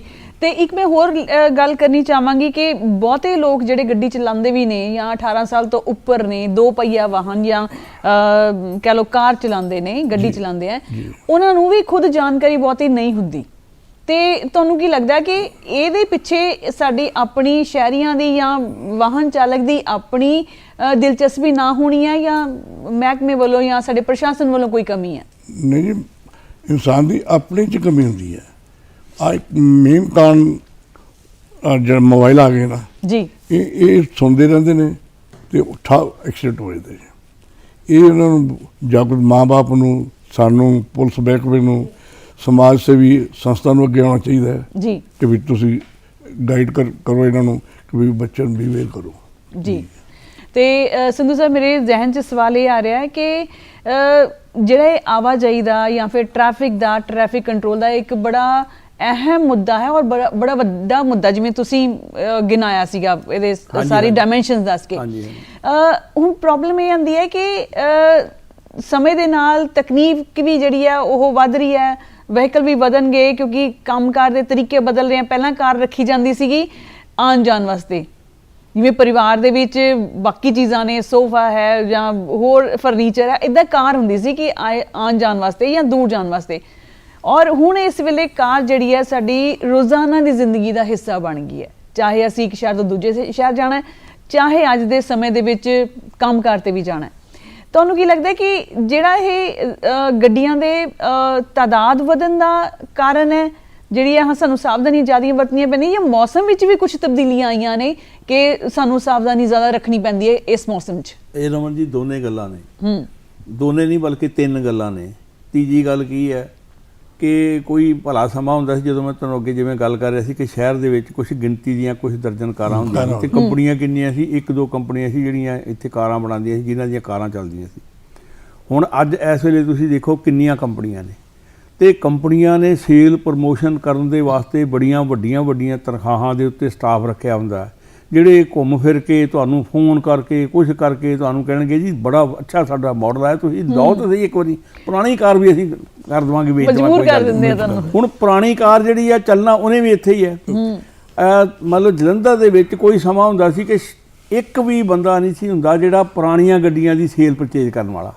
ਅੱਜ ਇਸ ਵੇਲੇ ਹਜ਼ਾਰਾਂ ਦੀ ਗਿਣਤੀ ਵਿੱਚ ਨੇ ਜਿਹੜੇ ਪੁਰਾਣੀਆਂ ਗੱਡੀਆਂ ਦੀ ਸੇਲ ਪਰਚੇਜ ਕਰਦੇ ਨੇ। ਅਕਸਰ ਉਹਨਾਂ ਕੋਲ ਇੰਨੀਆਂ ਗੱਡੀਆਂ ਖੜੀਆਂ ਨੇ, ਉਹ ਤਾਂ ਹੀ ਸੇਲ ਪਰਚੇਜ ਕਰਦੇ ਨੇ। ਤੇ ਜਿੰਨੇ ਸ਼ੋਰੂਮ ਨੇ ਉਹਨਾਂ ਦੇ ਵਿੱਚ ਗਿਣੋ ਕਿੰਨੀਆਂ ਗੱਡੀਆਂ ਖੜੀਆਂ ਨੇ। ਤੇ ਉਹ ਸ਼ੋਰੂਮਾਂ ਦੇ ਵਿੱਚ ਜੇ ਗੱਡੀਆਂ ਵੇਚਣਗੇ ਤੇ ਉਹਨਾਂ ਦਾ ਰੋਜ਼ਗਾਰ ਤਾਂ ਚੱਲਣਾ ਹੈ। ਜਿਹੜੀਆਂ ਐਡੀਆਂ ਵੱਡੀਆਂ ਏਜੰਸੀਆਂ ਤੇ ਇੰਨੀਆਂ ਵੱਡੀਆਂ ਬਿਲਡਿੰਗਾਂ, ਇੰਨਾ ਵੱਡਾ ਸਟਾਫ ਰੱਖਿਆ, ਉਹ ਸਾਰਾ ਉਹਨਾਂ ਨੂੰ। ਸਾਡੇ ਕੋਲ ਕੋਈ ਲਿਮਿਟੇਸ਼ਨ ਨਹੀਂ, ਕਿਉਂਕਿ ਸਾਡੇ ਸਿਆਸਤ ਦਾ ਦਖਲ ਜਿਹੜਾ ਉਹ ਵੀ ਕਈ ਵਾਰੀ ਬਹੁਤ ਜ਼ਿਆਦਾ ਹੁੰਦਾ। ਅਸੀਂ ਉਹਨੂੰ ਰੋਕ ਨਹੀਂ ਸਕਦੇ। ਮਿਸਾਲ ਦੇ ਤੌਰ ਤੇ ਜੇ ਜਲੰਧਰ ਸ਼ਹਿਰ ਦੇ ਵਿੱਚ ਮੰਨ ਲਓ 1000 ਆਟੋ ਚਾਹੀਦਾ ਮਿਸਾਲ ਦੇ ਤੌਰ ਤੇ ਇੱਥੇ 10000 ਆਟੋ ਹੋਏਗਾ। ਜਿਹੜਾ 9000 ਹੈ ਫਿਰ ਚੱਲਣਾ ਤੇ ਉਹਨੇ ਵੀ ਸ਼ਹਿਰ ਦੀਆਂ ਸੜਕਾਂ ਦੇ ਉੱਤੇ ਹੀ ਹੈ। ਇਸੇ ਤਰ੍ਹਾਂ ਸਾਰਾ ਜਿਹੜਾ ਹੈ ਮਤਲਬ ਜਿਹੜੀ ਟਰਾਂਸਪੋਰਟ ਹੈ, ਚਾਹੇ ਉਹ ਕਾਰਾਂ ਨੇ ਚਾਹੇ ਕੁਛ ਨੇ, ਉਹ ਕੰਪਨੀਆਂ ਵੇਚਣ ਦੇ ਨਾਲ ਉਹਨਾਂ 'ਚ ਇੱਕ ਦੌੜ ਲੱਗੀ ਹੋਈ ਹੈ ਕਿ ਸਾਡਾ ਸਕੂਟਰ ਜ਼ਿਆਦਾ ਵਿਕੇ, ਸਾਡੀ ਕਾਰ ਜ਼ਿਆਦਾ ਵਿਕੇ, ਸਾਡਾ ਆਟੋ ਜ਼ਿਆਦਾ ਵਿਕੇ, ਸਾਡੀ ਬੱਸ ਜ਼ਿਆਦਾ ਵਿਕੇ, ਸਾਡੀ ਜੀਪ ਜ਼ਿਆਦਾ ਵਿਕੇ। ਫਿਰ ਉਹ ਨਵੇਂ ਮਾਡਲ ਕੱਢਦੇ ਨੇ। ਜਦੋਂ ਇੱਕ ਮਾਡਲ ਆ ਜਾਂਦਾ ਤੇ ਇੱਕ ਜਿਹੜਾ ਕੋਈ ਯੰਗ ਮੁੰਡਾ ਨੌਜਵਾਨ ਆ, ਕਾਲਜ ਜਾਂਦਾ, ਸਿੰਧੇਪੁਰ ਦੇ ਘਰ ਦਾ ਆ, ਉਹ ਇੱਕ ਜੀਪ ਲੈ ਲੈਂਦਾ ਤੇ ਇੱਕ ਕਾਰ ਲੈ ਲੈਂਦਾ ਤੇ 10 ਨਾਲ ਹੋਰ ਦੇ ਦੇਖਦੇ ਨੇ ਵੀ ਕੋਈ ਨਹੀਂ ਮੈਂ ਵੀ ਭਾਪੇ ਨੂੰ ਕਹਿ ਕੇ ਇਹੋ ਜਿਹੀ ਲੈਣੀ ਅੱਗੋਂ ਤੋਂ। ਇਹਦੇ ਨਾਲ ਕਿੰਨਾ ਟ੍ਰੈਫਿਕ ਵੱਧਦਾ ਜੀ। ਇਹ 'ਚ ਮੈਂ ਹੋਰ ਵੀ ਗੱਲ ਜੋੜਨੀ ਚਾਹੂੰਗੀ ਕਿ ਜਿਹੜੀਆਂ ਇਹਨਾਂ ਚੀਜ਼ਾਂ ਨੂੰ ਗੱਡੀਆਂ ਨੂੰ ਵੇਚਣ ਲਈ ਮਸ਼ਹੂਰੀਆਂ ਬਣਦੀਆਂ ਨੇ, ਵਿਗਿਆਪਨ ਬਣਦੇ ਨੇ, ਉਹ ਵੀ ਇੱਦਾਂ ਹੀ ਬਣਦੇ ਆ ਕਿ ਨੌਜਵਾਨ ਆਕਰਸ਼ਿਤ ਹੋਣ। ਉਹ 'ਚ ਦਿਖਾਇਆ ਜਾਂਦਾ ਕਿ ਨੌਜਵਾਨ ਦੀ ਜ਼ਿੰਦਗੀ ਦਾ ਹਿੱਸਾ ਆ ਇਹ ਚੀਜ਼। ਉਹੀ ਉਹਨਾਂ ਨੇ ਆਪਣਾ ਪ੍ਰੋਡਕਟ ਵੇਚਦਾ ਜੀ। ਪ੍ਰੋਡਕਟ ਅਸੀਂ ਤਾਂ ਹੀ ਵੇਚ ਸਕਦੇ ਹਾਂ ਜਦੋਂ ਅਸੀਂ ਲੋਕਾਂ ਨੂੰ ਆਪਣੇ ਵੱਲ ਅਟਰੈਕਟ ਕਰਦੇ ਹਾਂ, ਅਸੀਂ ਉਹਦੇ 'ਚ ਖੂਬੀਆਂ ਦੱਸਦੇ ਹਾਂ। ਹੁਣ ਜਦੋਂ ਇੱਕ ਆਪਾਂ ਮਿਸਾਲ ਦੇ ਤੌਰ ਤੇ ਇੱਕ ਮੋਬਾਈਲ ਹੀ ਆ ਜਾਂਦਾ ਹੈ ਨਾ, ਜਿਹਦਾ ਇੱਕ ਮਾਡਲ ਆ ਜਾਂਦਾ ਤੇ ਉਹ ਅਜੇ ਮਾਡਲ ਚੰਗੀ ਤਰ੍ਹਾਂ ਚੱਲਿਆ ਨਹੀਂ ਹੁੰਦਾ, ਉਹਦੇ ਮਗਰ ਨਵਾਂ ਮਾਡਲ ਆ ਜਾਂਦਾ। ਉਹ ਕਹਿੰਦੇ ਇਹਦੇ ਵਿੱਚ ਨਵੇਂ ਫੀਚਰ ਆ ਗਏ ਜੀ, ਪਹਿਲਾਂ ਵਾਲੇ 'ਚ 2 ਕੈਮਰੇ ਸੀ, ਇਹਦੇ ਵਿੱਚ 4 ਲੱਗੇ ਆ। ਇਦਾਂ ਹੀ ਗੱਡੀਆਂ ਜਿਹੜੀਆਂ ਉਹਦੇ 'ਚ ਨਵੇਂ ਫੀਚਰ ਆ ਜਾਂਦੇ ਆ। ਉਹ ਕਹਿੰਦੇ ਜੀ ਇਹ 5 ਸੀਟਰ ਸੀ, ਹੁਣ ਇਹ 7 ਸੀਟਰ ਆ ਗਈ ਹੈ, ਇਹ 9 ਸੀਟਰ ਆ ਗਈ ਹੈ, ਇਹ 4x4 ਹੈ, ਇਹ ਇੱਦਾਂ ਮਤਲਬ ਉਹਦੇ 'ਚ ਫੀਚਰ ਆ ਜਾਂਦੇ ਨਵੇਂ। ਫਿਰ ਸਾਨੂੰ ਲੱਗਦਾ ਕਿ ਨਹੀਂ ਅਸੀਂ ਤਾਂ ਓਲਡ ਫੈਸ਼ਨ ਦੀ ਗੱਡੀ ਲਈ ਬੈਠੇ ਹਾਂ ਤੇ ਨਵੇਂ ਫੈਸ਼ਨ ਦੀ ਆ ਗਈ ਹੈ। ਕਈ ਵਾਰੀ ਸਾਡਾ ਕੰਮ ਉਸ ਗੱਡੀ ਨਾਲ ਚੰਗਾ ਭਲਾ ਚੱਲਦਾ ਹੁੰਦਾ ਹੈ, ਅਸੀਂ ਫਿਰ ਵੀ ਨਹੀਂ ਚਲਾਉਣਾ ਚਾਹੁੰਦੇ। ਉਹ ਪੁਰਾਣੀ ਜਿਹੜੀ ਆ ਉਹ ਕੋਈ ਹੋਰ ਲੈ ਜਾਂਦਾ, ਉਹ ਵੀ ਸੜਕ ਤੇ ਚਲਾਉਂਦਾ, ਅਸੀਂ ਨਵੀਂ ਲੈ ਆਉਂਦੇ, ਅਸੀਂ ਵੀ ਸੜਕ ਤੇ ਚਲਾਉਂਦੇ ਹਾਂ। ਤੇ ਜੀ ਬਹੁਤੇ ਘਰਾਂ ਦੇ ਵਿੱਚ ਤਾਂ ਸਰ ਇੱਕ ਤੋਂ ਜ਼ਿਆਦਾ ਗੱਡੀਆਂ ਨੇ। ਬਿਲਕੁਲ ਇਸੇ ਕਰਕੇ ਘਰ ਵਿੱਚ ਖੜੇ ਕਰਨ ਲਈ ਭਾਵੇਂ ਥਾਂ ਹੋਵੇ ਨਾ ਹੋਵੇ, ਗੱਡੀਆਂ ਭਾਵੇਂ ਘਰ ਦੇ ਬਾਹਰ ਲੱਗੀਆਂ ਹੋਣ ਕਿ ਤੁਸੀਂ ਬੜੀ ਵਧੀਆ ਨੁਕਤੇ ਦੀ ਗੱਲ ਕੀਤੀ ਹੈ। ਨਾ ਤਾਂ ਸਾਡੇ ਕੋਲੇ ਗੱਡੀਆਂ ਖੜੀਆਂ ਕਰਨ ਦੀ ਜਗ੍ਹਾ ਤੇ ਉਹ ਸਾਰੀਆਂ ਸਟਰੀਟ ਦੇ ਵਿੱਚ ਖੜੀਆਂ ਨੇ, ਇਸ ਕਰਕੇ ਉੱਥੋਂ ਲੰਘਣਾ ਔਖਾ ਹੋ ਜਾਂਦਾ। ਉੱਥੇ ਕਈ ਵਾਰੀ ਲੜਾਈਆਂ ਝਗੜੇ ਹੁੰਦੇ ਨੇ। ਸਾਫ਼ ਸਫਾਈ ਬਾਜ਼ਾਰਾਂ ਦੇ ਵਿੱਚ ਗੱਡੀਆਂ ਖੜੀਆਂ ਹੁੰਦੀਆਂ ਨੇ, ਜਿੱਥੇ ਲੋਕਾਂ ਨੇ ਸ਼ਾਪਿੰਗ ਕਰਨੀ ਹੈ, ਆਰਾਮ ਨਾਲ ਖੜੀ ਕਰਕੇ ਅੰਦਰ ਦੁਕਾਨ 'ਚ ਵੜ ਜਾਂਦੇ ਨੇ, ਉਹ ਘੰਟਾ ਖੜੀ ਰਹਿੰਦੀ ਉੱਥੇ, ਹਾਲਾਂਕਿ ਉੱਥੇ ਇੱਕ ਗੱਡੀ ਲੰਘਣ ਦਾ ਰਸਤਾ ਹੁੰਦਾ। ਇਸੇ ਤਰ੍ਹਾਂ ਬਾਜ਼ਾਰਾਂ ਦੇ ਵਿੱਚ ਗੱਡੀਆਂ ਖੜੀਆਂ, ਇਸੇ ਤਰ੍ਹਾਂ ਸੜਕਾਂ ਦੇ ਉੱਤੇ ਗੱਡੀਆਂ ਖੜੀਆਂ ਨੇ। ਔਰ ਉਹਦੇ ਨਾਲ ਕੀ ਹੁੰਦਾ ਕਿ ਮਤਲਬ ਸਾਡੇ ਕੋਲ ਅਸੀਂ ਉਹਨੂੰ ਮੈਨੇਜ ਵੀ ਨਹੀਂ ਕਰ ਸਕੇ। ਅਸੀਂ ਕਹਿੰਦੇ ਹਾਂ ਘੱਟੋ ਘੱਟ ਉਹਨੂੰ ਮੈਨੇਜ ਹੀ ਕੀਤਾ ਜਾਵੇ, ਕਾਰਪੋਰੇਸ਼ਨ ਹੀ ਮੈਨੇਜ ਕਰੇ ਕਿ ਪਾਰਕਿੰਗ ਦੀ ਢੁਕਵੀਂ ਜਿਹੜੀ ਹੈ ਵਿਵਸਥਾ ਕੀਤੀ ਜਾਵੇ, ਗੱਡੀਆਂ ਇੰਜ ਬਾਜ਼ਾਰ ਦੇ ਵਿੱਚ ਕਿਤੇ ਵੀ ਖੜੀਆਂ ਨਾ ਹੋਣ, ਔਰ ਨਾਲੇ ਤਾਂ ਉਹਨਾਂ ਦੀ ਕਮਾਈ ਵਧੇ, ਨਾਲੇ ਜਿਹੜੇ ਹਾਦਸੇ ਨੇ ਘਟਣ, ਲੜਾਈਆਂ ਝਗੜੇ ਘਟਣ। ਮਤਲਬ ਇਹ ਸਾਰੀਆਂ ਚੀਜ਼ਾਂ ਆਪਾਂ ਇਹ ਨਹੀਂ ਕਹਿੰਦੇ ਕਿ ਇੱਕ ਕੰਮ ਹੀ ਹੋਣਾ ਚਾਹੀਦਾ ਜਾਂ ਗੱਡੀਆਂ ਬੰਦ ਹੋਣੀਆਂ ਚਾਹੀਦੀਆਂ, ਇਹ ਨਹੀਂ। ਗੱਡੀਆਂ ਵੀ ਸਾਡੀ ਹੁਣ ਲੋੜ ਬਣ ਗਈ ਹੈ ਸਾਰਿਆਂ ਦੀ, ਔਰ ਉਹਨਾਂ ਨੂੰ ਚਾਹੀਦੀ ਹੈ, ਗੱਡੀ ਵੀ ਚਾਹੀਦੀ ਹੈ ਉਸ ਨੂੰ ਲੈ ਕੇ ਜਾਣ ਵਾਸਤੇ, ਔਰ ਜਿਹੜਾ ਹੈ ਸਟਾਫ ਵੀ ਚਾਹੀਦਾ ਹੈ, ਜਿਹੜੇ ਮੁਲਾਜ਼ਮ ਨੇ ਉਹ ਵੀ ਚਾਹੀਦੇ ਨੇ। ਦੂਜੀ ਗੱਲ ਜਿਹੜੀ ਹੈ ਕਿ ਟ੍ਰੈਫਿਕ ਨਿਯਮਾਂ ਬਾਰੇ ਮੈਂ ਸਮਝਦਾ ਕਿ ਪੰਜਾਬ ਦੇ ਵਿੱਚ ਜੇ 100 ਆਦਮੀ ਗੱਡੀ ਚਲਾਉਂਦਾ ਨਾ ਤੇ ਸ਼ਾਇਦ 5 ਨੂੰ ਹੀ ਉਹਦੇ ਬਾਰੇ ਜਾਣਕਾਰੀ ਹੈ। 95 ਨੂੰ ਪਤਾ ਹੁੰਦਿਆਂ ਹੋਇਆਂ ਵੀ ਉਹ ਉਸ ਨੂੰ ਫੋਲੋ ਨਹੀਂ ਕਰਦੇ। ਹੁਣ ਇੱਥੇ ਮਤਲਬ ਰਾਤ ਵੇਲੇ ਜਦੋਂ ਹੁੰਦੀ ਆ ਮੁਸ਼ਕਲ ਇੰਨੀ ਪੇਸ਼ ਆਉਂਦੀ ਹੈ ਕਿ ਸਾਰੇ ਹਾਈ ਬੀਮ ਦੇ ਉੱਤੇ ਚੱਲ ਰਹੇ ਨੇ, ਮਤਲਬ ਵੱਡੀਆਂ ਲਾਈਟਾਂ 'ਚ ਲਾ ਕੇ ਚੱਲ ਰਹੇ ਨੇ, ਉਹਦੇ ਨਾਲ ਵੀ ਹਾਦਸੇ ਵਾਪਰਦੇ ਨੇ। ਛੋਟੇ ਵਾਹਨ ਵਾਲਾ ਤਾਂ ਵੈਸੇ ਉਹਨੂੰ ਸਮਝ ਨਹੀਂ ਆਉਂਦੀ ਕਿ ਮੈਂ ਕਿਹੜੇ ਪਾਸੇ ਦੀ ਲੰਘਾਂ। ਔਰ ਦੂਜੀ ਗੱਲ ਹੈ ਕਿ ਓਵਰ ਸਪੀਡ ਹੈ ਕਿ ਉਹ ਸਾਡੇ ਕੋਲ ਸੜਕ ਜਿਹੜੀ ਆ ਉਹਦੇ ਤੇ ਬੇਸ਼ੱਕ ਬੋਰਡ ਲੱਗਾ ਹੋਵੇ ਕਿ 40 ਕਿਲੋਮੀਟਰ ਦੀ ਸਪੀਡ ਨਾਲ ਇੱਥੇ ਚਲਾਓ ਜਾਂ ਇੱਥੇ 70 ਨਾਲ ਚਲਾਓ ਜਾਂ 90 ਨਾਲ ਚਲਾਓ, ਤੇ ਅਸੀਂ ਸਮਝਦੇ ਹਾਂ ਕਿ ਗੱਡੀ ਭਜਾ ਕੇ ਤਾਂ ਦੇਖੀਏ, ਤੇ ਕਹਿੰਦੇ ਸੀ 140 ਤੱਕ ਵੀ ਭੱਜ ਲੈਂਦੀ ਹੈ। ਫਿਰ ਅਸੀਂ ਭਜਾ ਕੇ ਦੇਖਦੇ ਹਾਂ ਓਵਰ ਸਪੀਡ ਚੱਲਦੀ ਹੈ, ਮਤਲਬ ਉਹਦੇ 'ਚ ਲਾਇਸੈਂਸ ਨਹੀਂ ਹੁੰਦੇ, ਅੰਡਰ ਏਜ ਲੋਕ ਜਿਹੜੇ ਚਲਾਉਂਦੇ ਨੇ, ਮਤਲਬ ਇਹ ਕਿੰਨਾ ਕੁਛ ਹੈ ਜਿਹੜਾ ਇਸ ਨੂੰ ਕੰਟਰੋਲ ਕਰਨ ਦੀ ਲੋੜ। ਮੇਰਾ ਇੱਕ ਇਹ ਵੀ ਪੁਆਇੰਟ ਸੀਗਾ ਕਿ ਮੌਸਮ ਵਿੱਚ ਵੀ ਕੋਈ ਤਬਦੀਲੀ ਆਈ ਹੈ ਜਿਸ ਦੇ ਕਾਰਨ ਇਹ ਸਮੱਸਿਆ ਜ਼ਿਆਦਾ ਹੈ। ਮੌਸਮ ਦੇ ਵਿੱਚ ਬਹੁਤ ਵੱਡੀ ਤਬਦੀਲੀ ਆਈ ਹੈ ਤੇ ਹਜੇ ਹੋਰ ਆਉਣੀ ਹੈ, ਆ ਰਹੀ ਹੈ, ਕਿਉਂਕਿ ਅਸੀਂ ਉਹਦੇ ਬਾਰੇ ਵੀ ਜਾਗਰੂਕ ਨਹੀਂ ਹੈ। ਕੋਈ ਸਮਾਂ ਹੁੰਦਾ ਸੀ ਜਿਹੜਾ ਸਾਡੇ ਕੋਲ ਹਰੇਕ ਸਟੇਟ ਦੇ ਵਿੱਚ, ਆਪਾਂ ਪੂਰੇ ਦੇਸ਼ ਦੀ ਗੱਲ ਕਰੀਏ ਤਾਂ ਵੀ, ਤੇ ਜੇ ਪੰਜਾਬ ਦੀ ਗੱਲ ਕਰੀਏ ਤਾਂ ਵੀ, ਸਾਡੇ ਕੋਲ ਜੰਗਲ ਦਾ ਏਰੀਆ ਕਿੰਨਾ ਸੀਗਾ, ਸਾਡੇ ਕੋਲ ਰੁੱਖ ਬੂਟੇ ਕਿੰਨੇ ਸੀਗੇ, ਸਾਡੇ ਦਰਿਆਵਾਂ ਦਾ ਪਾਣੀ ਕਿੰਨਾ ਸਾਫ਼ ਸੁਥਰਾ ਸੀ। ਦਰਿਆਵਾਂ ਦਾ ਪਾਣੀ ਗੰਦਾ ਹੋ ਗਿਆ, ਰੁੱਖ ਬੂਟੇ ਜਿਹੜੇ ਸੀ ਉਹ ਪੁੱਟ ਦਿੱਤੇ ਗਏ, ਇੱਥੋਂ ਤੱਕ ਕਿ ਪਹਾੜ ਵੀ ਉਖਾੜ ਦਿੱਤੇ ਗਏ, ਪੱਥਰ ਪੁੱਟ ਕੇ ਤੇ ਵੱਟੇ ਪੁੱਟ ਕੇ ਤੇ ਰੇਤਾ ਬਜਰੀ ਮਾਈਨਿੰਗ ਕਰਕੇ ਅਸੀਂ ਉਹ ਸਾਰਾ ਕੁਝ ਜਿਹੜਾ ਸੀਗਾ ਅਸੀਂ ਆਪਣੇ ਲਈ ਸਹੂਲਤਾਂ ਕ੍ਰੀਏਟ ਕਰਨ ਦੀ ਖਾਹਿਸ਼ ਦੇ ਵਿੱਚ, ਉਹਦੀ ਦੌੜ ਦੇ ਵਿੱਚ ਅਸੀਂ ਆਪਣੇ ਅੱਗੇ ਹੀ ਟੋਏ ਪੁੱਟ ਰਹੇ ਹਾਂ। ਨਾਲੇ ਵੀ ਗੱਲ ਹੈ, ਇਹ ਨਹੀਂ ਕਿਸੇ ਹੋਰ ਅੱਗੇ ਪੁੱਟ ਰਹੇ ਹਾਂ, ਅਸੀਂ ਆਪਣੇ ਅੱਗੇ। ਔਰ ਇਹ 100 ਰੁੱਖ ਵੱਢਿਆ ਜਾਂਦਾ ਤਾਂ 5 ਵੀ ਨਹੀਂ ਲੱਗਦੇ, ਜੇ 5 ਲੱਗਣ ਤਾਂ ਵੀ ਗੱਲ। ਉਹਦੇ ਕਰਕੇ ਕੀ ਹੋਇਆ ਕਿ ਹਾਲਾਂਕਿ ਇਹ ਗਲੋਬਲ ਪ੍ਰੋਬਲਮ ਹੈ, ਗਲੋਬਲ ਸਮੱਸਿਆ, ਇਹ ਜਿਹੜੀ ਗਲੋਬਲ ਵਾਰਮਿੰਗ ਦੀ ਹੈ ਗਲੋਬਲ ਸਮੱਸਿਆ ਹੈ। ਸਾਰੇ ਦੇਸ਼ਾਂ ਦੇ ਵਿੱਚ ਹੀ ਇੱਦਾਂ ਹੋ ਰਿਹਾ ਕਿਉਂਕਿ ਅਸੀਂ ਧਰਤੀ ਵਿੱਚੋਂ ਕੁਝ ਕੱਢ ਰਹੇ ਹਾਂ, ਉਹਨੂੰ ਦੇਣ ਵਾਸਤੇ ਸਾਡੇ ਕੋਲ ਕੁਝ ਨਹੀਂ ਹੈਗਾ। ਪਾਣੀ ਵਿੱਚੋਂ ਅਸੀਂ ਕੁਝ ਕੱਢ ਰਹੇ ਹਾਂ, ਵੱਡੀਆਂ ਮਿਜ਼ਾਈਲਾਂ ਦੇ ਵੱਡੇ ਜਿਹੜੇ ਬੰਬ ਨੇ ਉਹਨਾਂ ਦੇ ਧਮਾਕੇ ਕੀਤੇ ਜਾਂਦੇ ਨੇ, ਉਹਦੇ 'ਚ ਐਕਸਪੈਰੀਮੈਂਟ ਕੀਤੇ ਜਾਂਦੇ ਨੇ, ਉਹ ਕਿਤੇ ਨਾ ਕਿਤੇ ਸਾਰੇ ਜਿਹੜੇ ਨੇ ਨਾ ਉਹ ਇਫੈਕਟ ਕਰਦੇ ਨੇ ਜੀ। ਔਰ ਫਿਰ ਇਹ ਹੁੰਦਾ ਕਿ ਇੱਕਦਮ ਅਚਨਚੇਤ ਗਰਮੀ ਆ ਗਈ, ਬੜੀ ਭਿਆਨਕ ਗਰਮੀ ਆ ਗਈ, ਉਹ ਵੀ ਨੁਕਸਾਨਦਾਇਕ ਹੈ। ਇੱਕਦਮ ਸਰਦੀ ਆ ਗਈ, ਅਚਨਚੇਤ ਸਰਦੀ ਆ ਗਈ, ਕਿਉਂਕਿ ਉਹਦੇ ਆਪੋਜ਼ਿਟ ਹੈ। ਜੇ ਗਲੋਬਲ ਵਾਰਮਿੰਗ ਆਏਗੀ, ਜੇ ਮੌਸਮ ਇੱਕਦਮ ਗਰਮ ਹੋਏਗਾ ਤੇ ਦੂਜੇ ਪਾਸੇ ਫਿਰ ਉਨਾ ਹੀ ਜ਼ਿਆਦਾ ਉਹ ਠੰਡਾ ਵੀ ਹੋਏਗਾ। ਮਤਲਬ ਅਸੀਂ ਸੰਤੁਲਨ ਵਿਗਾੜ ਲਿਆ, ਕੁਦਰਤ ਬੈਲੈਂਸ ਉਹਦਾ ਖਰਾਬ ਹੋ ਗਿਆ। ਤਾਂ ਅਸੀਂ ਉਸ ਚੀਜ਼ ਦਾ ਵੀ ਖਮਿਆਜ਼ਾ ਹਜੇ ਸ਼ਾਇਦ ਘੱਟ ਭੁਗਤ ਰਹੇ ਹਾਂ। ਆਉਣ ਵਾਲੇ ਦਿਨਾਂ ਵਿੱਚ ਸਾਨੂੰ ਤਾਂ ਲੱਗਦਾ ਕਿ ਸਾਡੇ ਕੋਲ ਪਾਣੀ ਦੀ ਸਮੱਸਿਆ ਪੈਦਾ ਹੋ ਜਾਣੀ, ਉਹ ਹੀ ਸਾਡੇ ਕੋਲ ਹੱਲ ਹੋਣੀ। ਔਰ ਇਹ ਸਾਰੀਆਂ ਸਮੱਸਿਆਵਾਂ ਜਿਹੜੀਆਂ ਧੁੰਦ ਹੈ, ਕੋਹਰਾ ਹੈ, ਬਰਫ਼ਬਾਰੀ ਹੈ, ਮੇਰਾ ਖਿਆਲ ਹੈ ਕਿ ਮੈਂ ਆਪਣੇ ਇਹਦੇ ਕੈਰੀਅਰ ਦੌਰਾਨ ਜਿੰਨਾ ਚਿਰ ਜਦੋਂ ਤੋਂ ਮੈਂ ਮੀਡੀਆ 'ਚ ਕੰਮ ਕਰ ਰਿਹਾ ਵਾਂ, ਮੈਂ ਕਦੇ ਇਹ ਨਹੀਂ ਸੀ ਸੁਣਿਆ ਕਿ ਨਿਆਗਰਾ ਫਾਲ ਵੀ ਜੰਮ ਗਿਆ। ਅੱਛਾ, ਉਹ ਹੁਣ ਕੱਲ ਦਾ ਉਹ ਵੀ ਜੰਮਿਆ ਹੋਇਆ ਨਿਆਗਰਾ ਫਾਲ ਪੂਰਾ ਹੀ। ਦੇਖੋ ਜਿਹੜਾ ਉਹ ਕੈਨੇਡਾ ਤੇ ਆਪਣੇ ਅਮਰੀਕਾ ਦੇ ਬਾਰਡਰ ਦੇ ਉੱਤੇ ਆ, ਬੜਾ ਵੱਡਾ ਫਾਲ ਹੈ, ਉਹ ਕਦੀ ਪੂਰੇ ਦਾ ਪੂਰਾ ਨਹੀਂ ਜੰਮਿਆ ਸੀ, ਹੁਣ 100% ਇਸ ਵੇਲੇ ਜੰਮਿਆ ਹੋਇਆ ਉੱਥੇ। ਮਤਲਬ ਇੰਨੀ ਜ਼ਿਆਦਾ ਉੱਥੇ ਬਰਫੀਲਾ ਤੂਫਾਨ ਆਇਆ, ਅਮਰੀਕਾ ਦੇ ਵਿੱਚ ਕਿੰਨੇ ਲੋਕ ਮਾਰੇ ਗਏ, ਕੈਨੇਡਾ ਦੇ ਵਿੱਚ ਕਿੰਨੀ ਬਰਫ਼ ਪਈ, ਲੋਕ ਕਿੰਨੇ ਦਿਨ ਘਰਾਂ ਦੇ ਵਿੱਚ ਡੱਕੇ ਰਹੇ, ਘਰਾਂ ਦੇ ਵਿੱਚੋਂ ਬਾਹਰ ਨਹੀਂ ਨਿਕਲ ਸਕੇ। ਔਰ ਸਾਡੇ ਉੱਤੇ ਵੀ ਇਹ ਸਾਰਾ ਇਫੈਕਟ ਪੈਣਾ ਕਿਉਂਕਿ ਜਿਹੜੀ ਹਵਾ ਇਹਦੇ ਵਾਸਤੇ ਤਾਂ ਕੋਈ ਬਾਰਡਰ ਨਹੀਂ ਹੈ ਜੀ, ਬਰਸਾਤ ਵਾਸਤੇ ਕੋਈ ਬਾਰਡਰ ਨਹੀਂ ਹੈ। ਇਹ ਕਿੱਥੋਂ ਦੀ ਚੱਲ ਕੇ ਕਿੱਥੇ ਚਲੀ ਜਾਂਦੀ ਹੈ, ਹਵਾ ਠੰਡੀ ਕਿਤੋਂ ਦੀ ਕਿਤੇ ਚਲੀ ਜਾਂਦੀ ਹੈ, ਸੀਤ ਲਹਿਰ ਕਿਤੋਂ ਦੀ ਕਿਤੇ ਚਲੀ ਜਾਂਦੀ ਹੈ।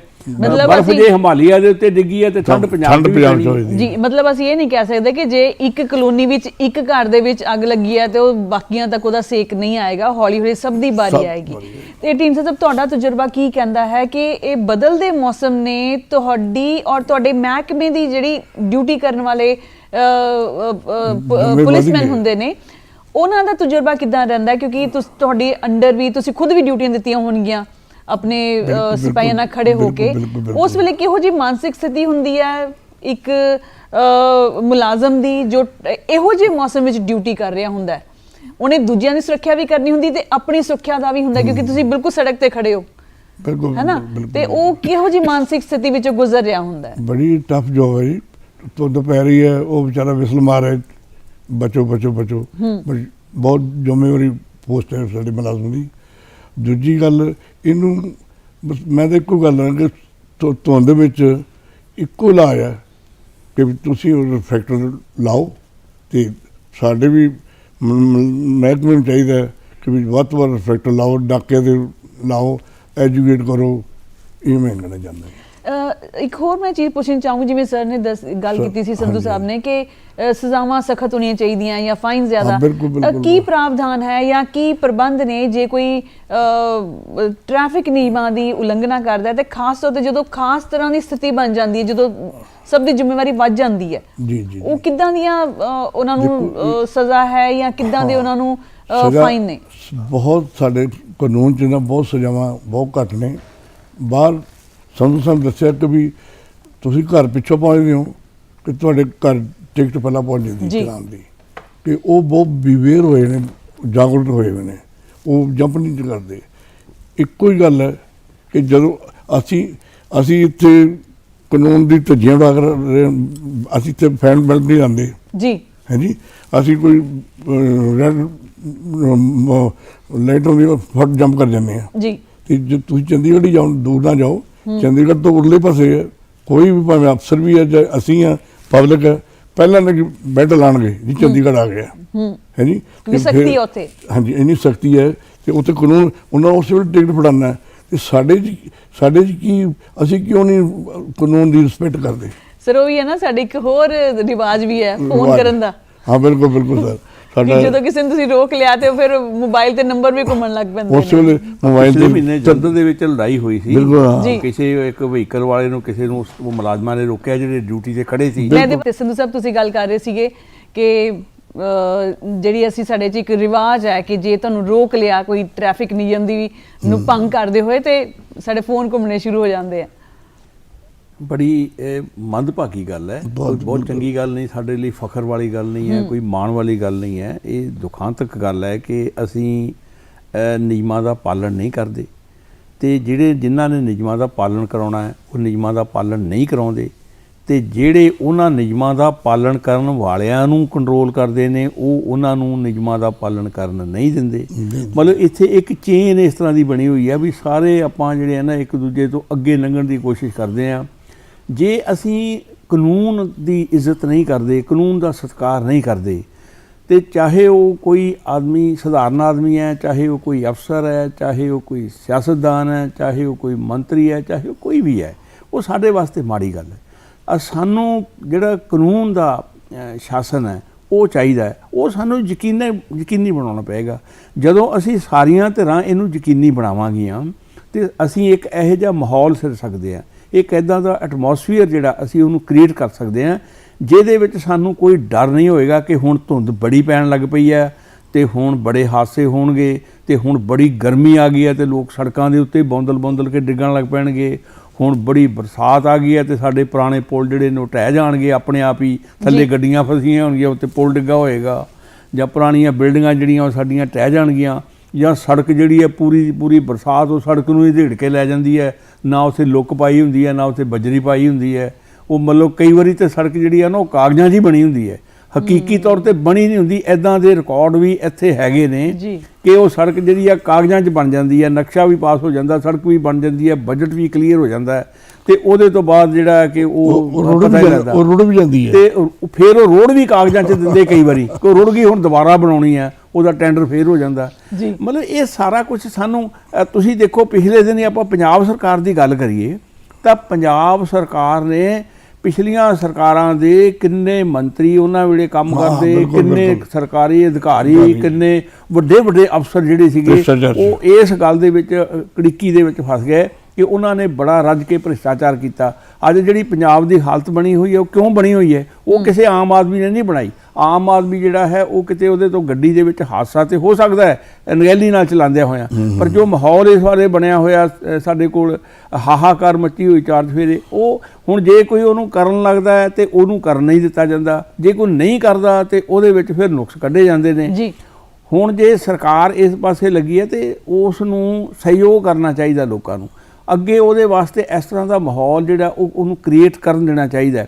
ਪਰ ਆਪਾਂ ਆਪਣੇ ਸਬਜੈਕਟ ਤੋਂ ਪਾਸੇ ਨਾ ਜੇ ਜਾਈਏ ਤੇ ਸਾਡੇ ਵਾਸਤੇ ਇਹ ਆ ਕਿ ਜਦੋਂ ਧੁੰਦ ਪੈ ਜਾਂਦੀ ਹੈ ਸਾਨੂੰ ਸੜਕਾਂ ਦੇ ਉੱਤੇ ਟ੍ਰੈਫਿਕ ਦੇ ਉੱਤੇ ਚੌਕਸੀ ਥੋੜੀ ਹੋਰ ਵਧਾਉਣੀ ਚਾਹੀਦੀ ਹੈ। ਇਹ ਨਹੀਂ ਹੈ ਕਿ ਧੁੰਦ ਦੇ ਵਿੱਚ ਆ ਕੇ ਸਾਡੇ ਕੋਲ ਜਿੱਥੇ ਕਿਤੇ 10 ਮੁਲਾਜ਼ਮ ਪਹਿਲਾਂ ਖੜੇ ਹੁੰਦੇ ਸੀ ਉਸ ਦਿਨ ਉੱਥੇ 3 ਹੀ ਖੜੇ ਹੋਣ, ਉਹ ਕਿਤੇ ਹੋਰ ਡਿਊਟੀ ਤੇ ਲੱਗੇ ਨੇ, ਉੱਥੇ 10 ਦੀ ਥਾਂ ਤੇ 15 ਚਾਹੀਦੇ ਉਸ ਸੜਕ ਦੇ ਉੱਤੇ। ਦੂਜੀ ਗੱਲ ਇਹ ਹੈ ਕਿ ਜਿਹੜੇ ਹਾਦਸੇ ਵਾਪਰ ਜਾਂਦੇ ਨੇ ਉਹਦੇ ਤੋਂ ਬਾਅਦ ਵੀ, ਹਾਲਾਂਕਿ ਪਿਛਲੇ ਸਮੇਂ ਦੇ ਵਿੱਚ ਕੁਝ ਇਸ ਤਰ੍ਹਾਂ ਦੀ ਸ਼ੁਰੂਆਤ ਹੋਈ ਸੀ ਕਿ ਜਦੋਂ ਕੋਈ ਧੁੰਦ ਕਾਰਨ ਕਿਸੇ ਹੋਰ ਕਾਰਨ ਕਰਕੇ ਸੜਕ ਦੇ ਉੱਤੇ ਹਾਦਸਾ ਵਾਪਰ ਜਾਂਦਾ ਤੇ ਉਹਨੂੰ ਇਮੀਡੀਏਟਲੀ ਟ੍ਰੀਟਮੈਂਟ ਨਹੀਂ ਮਿਲਦਾ, ਇਮੀਡੀਏਟਲੀ ਉਹ ਗੱਡੀ ਹੀ ਉੱਥੋਂ ਨਹੀਂ ਚੁੱਕੀ ਜਾਂਦੀ, ਉਹ ਕਿੰਨੇ ਘੰਟੇ ਜਾਂ ਕਈ ਦਿਨ ਉੱਥੇ ਪਈ ਰਹਿੰਦੀ ਹੈ। ਇੰਸ਼ੋਰੈਂਸ ਵਾਲੇ ਆਉਣਗੇ ਜੀ, ਉਹ ਇਹਦੀਆਂ ਫੋਟੋਆਂ ਖਿੱਚਣਗੇ ਜੀ, ਅਸੀਂ ਕਲੇਮ ਲੈਣਾ ਜੀ, ਉਹਨਾਂ ਚਿਰ ਪਈ ਰਵੇ ਤੇ ਜਿਹੜਾ ਟ੍ਰੈਫਿਕ ਆ ਉਹ ਹੋਰ ਪਰੇ ਦੀ ਜਾ ਕੇ ਘੁੰਮ ਕੇ ਉਹ ਮਤਲਬ ਉੱਥੇ ਜਾਵੇ।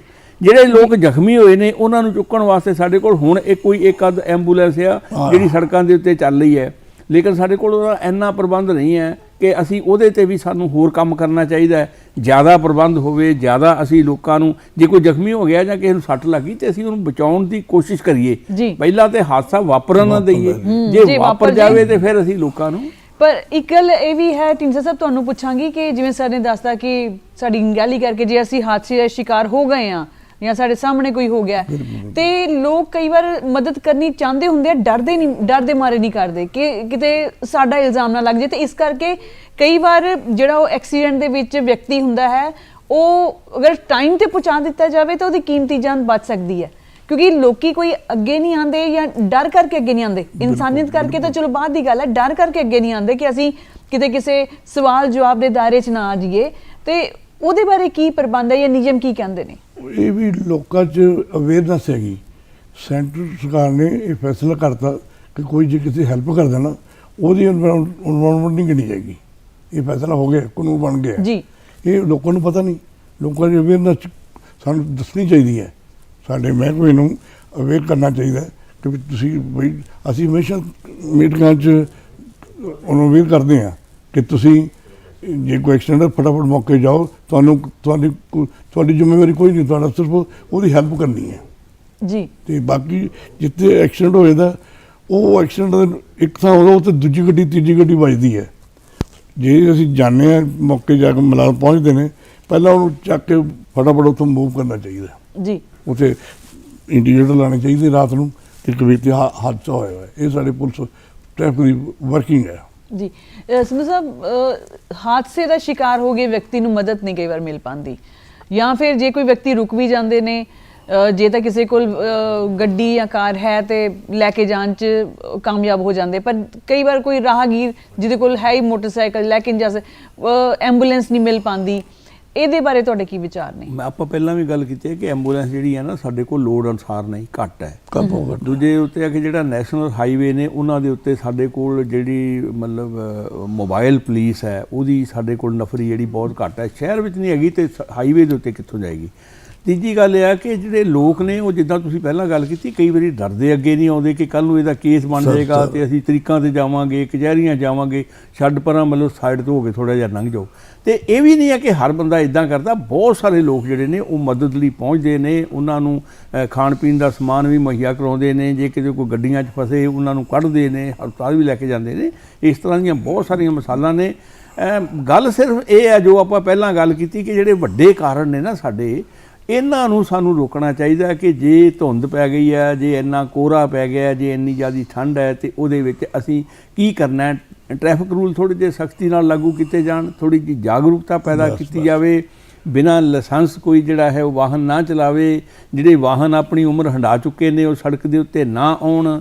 ਲੋਕਾਂ ਦੇ ਵਿੱਚ ਜਾਗਰੂਕਤਾ ਹੋਵੇ। ਸਕੂਲਾਂ ਕਾਲਜਾਂ ਦੇ ਵਿੱਚ, ਯੂਨੀਵਰਸਿਟੀਆਂ ਦੇ ਵਿੱਚ ਬਕਾਇਦਾ ਇਹਦੇ ਸਿਲੇਬਸ ਲਾਏ ਜਾਣ ਤਾਂ ਕਿ ਕਿਸੇ ਦੀ ਪਹਿਲਾਂ ਤਾਂ ਹਾਦਸਾ ਵਾਪਰੇ ਨਾ, ਜੇ ਵਾਪਰਿਆ ਤਾਂ ਉਹਦੀ ਜਾਨ ਕਿੱਦਾਂ। ਇਹ ਸਾਰੇ ਚੀਜ਼ਾਂ ਦੇ ਉੱਤੇ ਸਾਨੂੰ ਮਿਲ ਕੇ ਸੁਸਾਇਟੀ ਨੂੰ, ਕੱਲਾ ਪੁਲਿਸ ਨੇ ਕੁਝ ਨਹੀਂ ਕਰਨਾ, ਕੱਲਾ ਸਰਕਾਰ ਨੇ ਵੀ ਕੁਝ ਨਹੀਂ ਕਰਨਾ ਤੇ ਕੱਲਾ ਲੋਕਾਂ ਨੇ ਵੀ ਕੁਝ ਨਹੀਂ ਕਰਨਾ ਜੀ। ਤੇ ਢੀਂਡਸਾ ਸਾਹਿਬ, ਤੁਸੀਂ ਆਪਣੇ ਮਹਿਕਮੇ ਦੇ ਨਜ਼ਰੀਏ ਤੋਂ ਕੀ ਕਹਿਣਾ ਚਾਹੋਗੇ?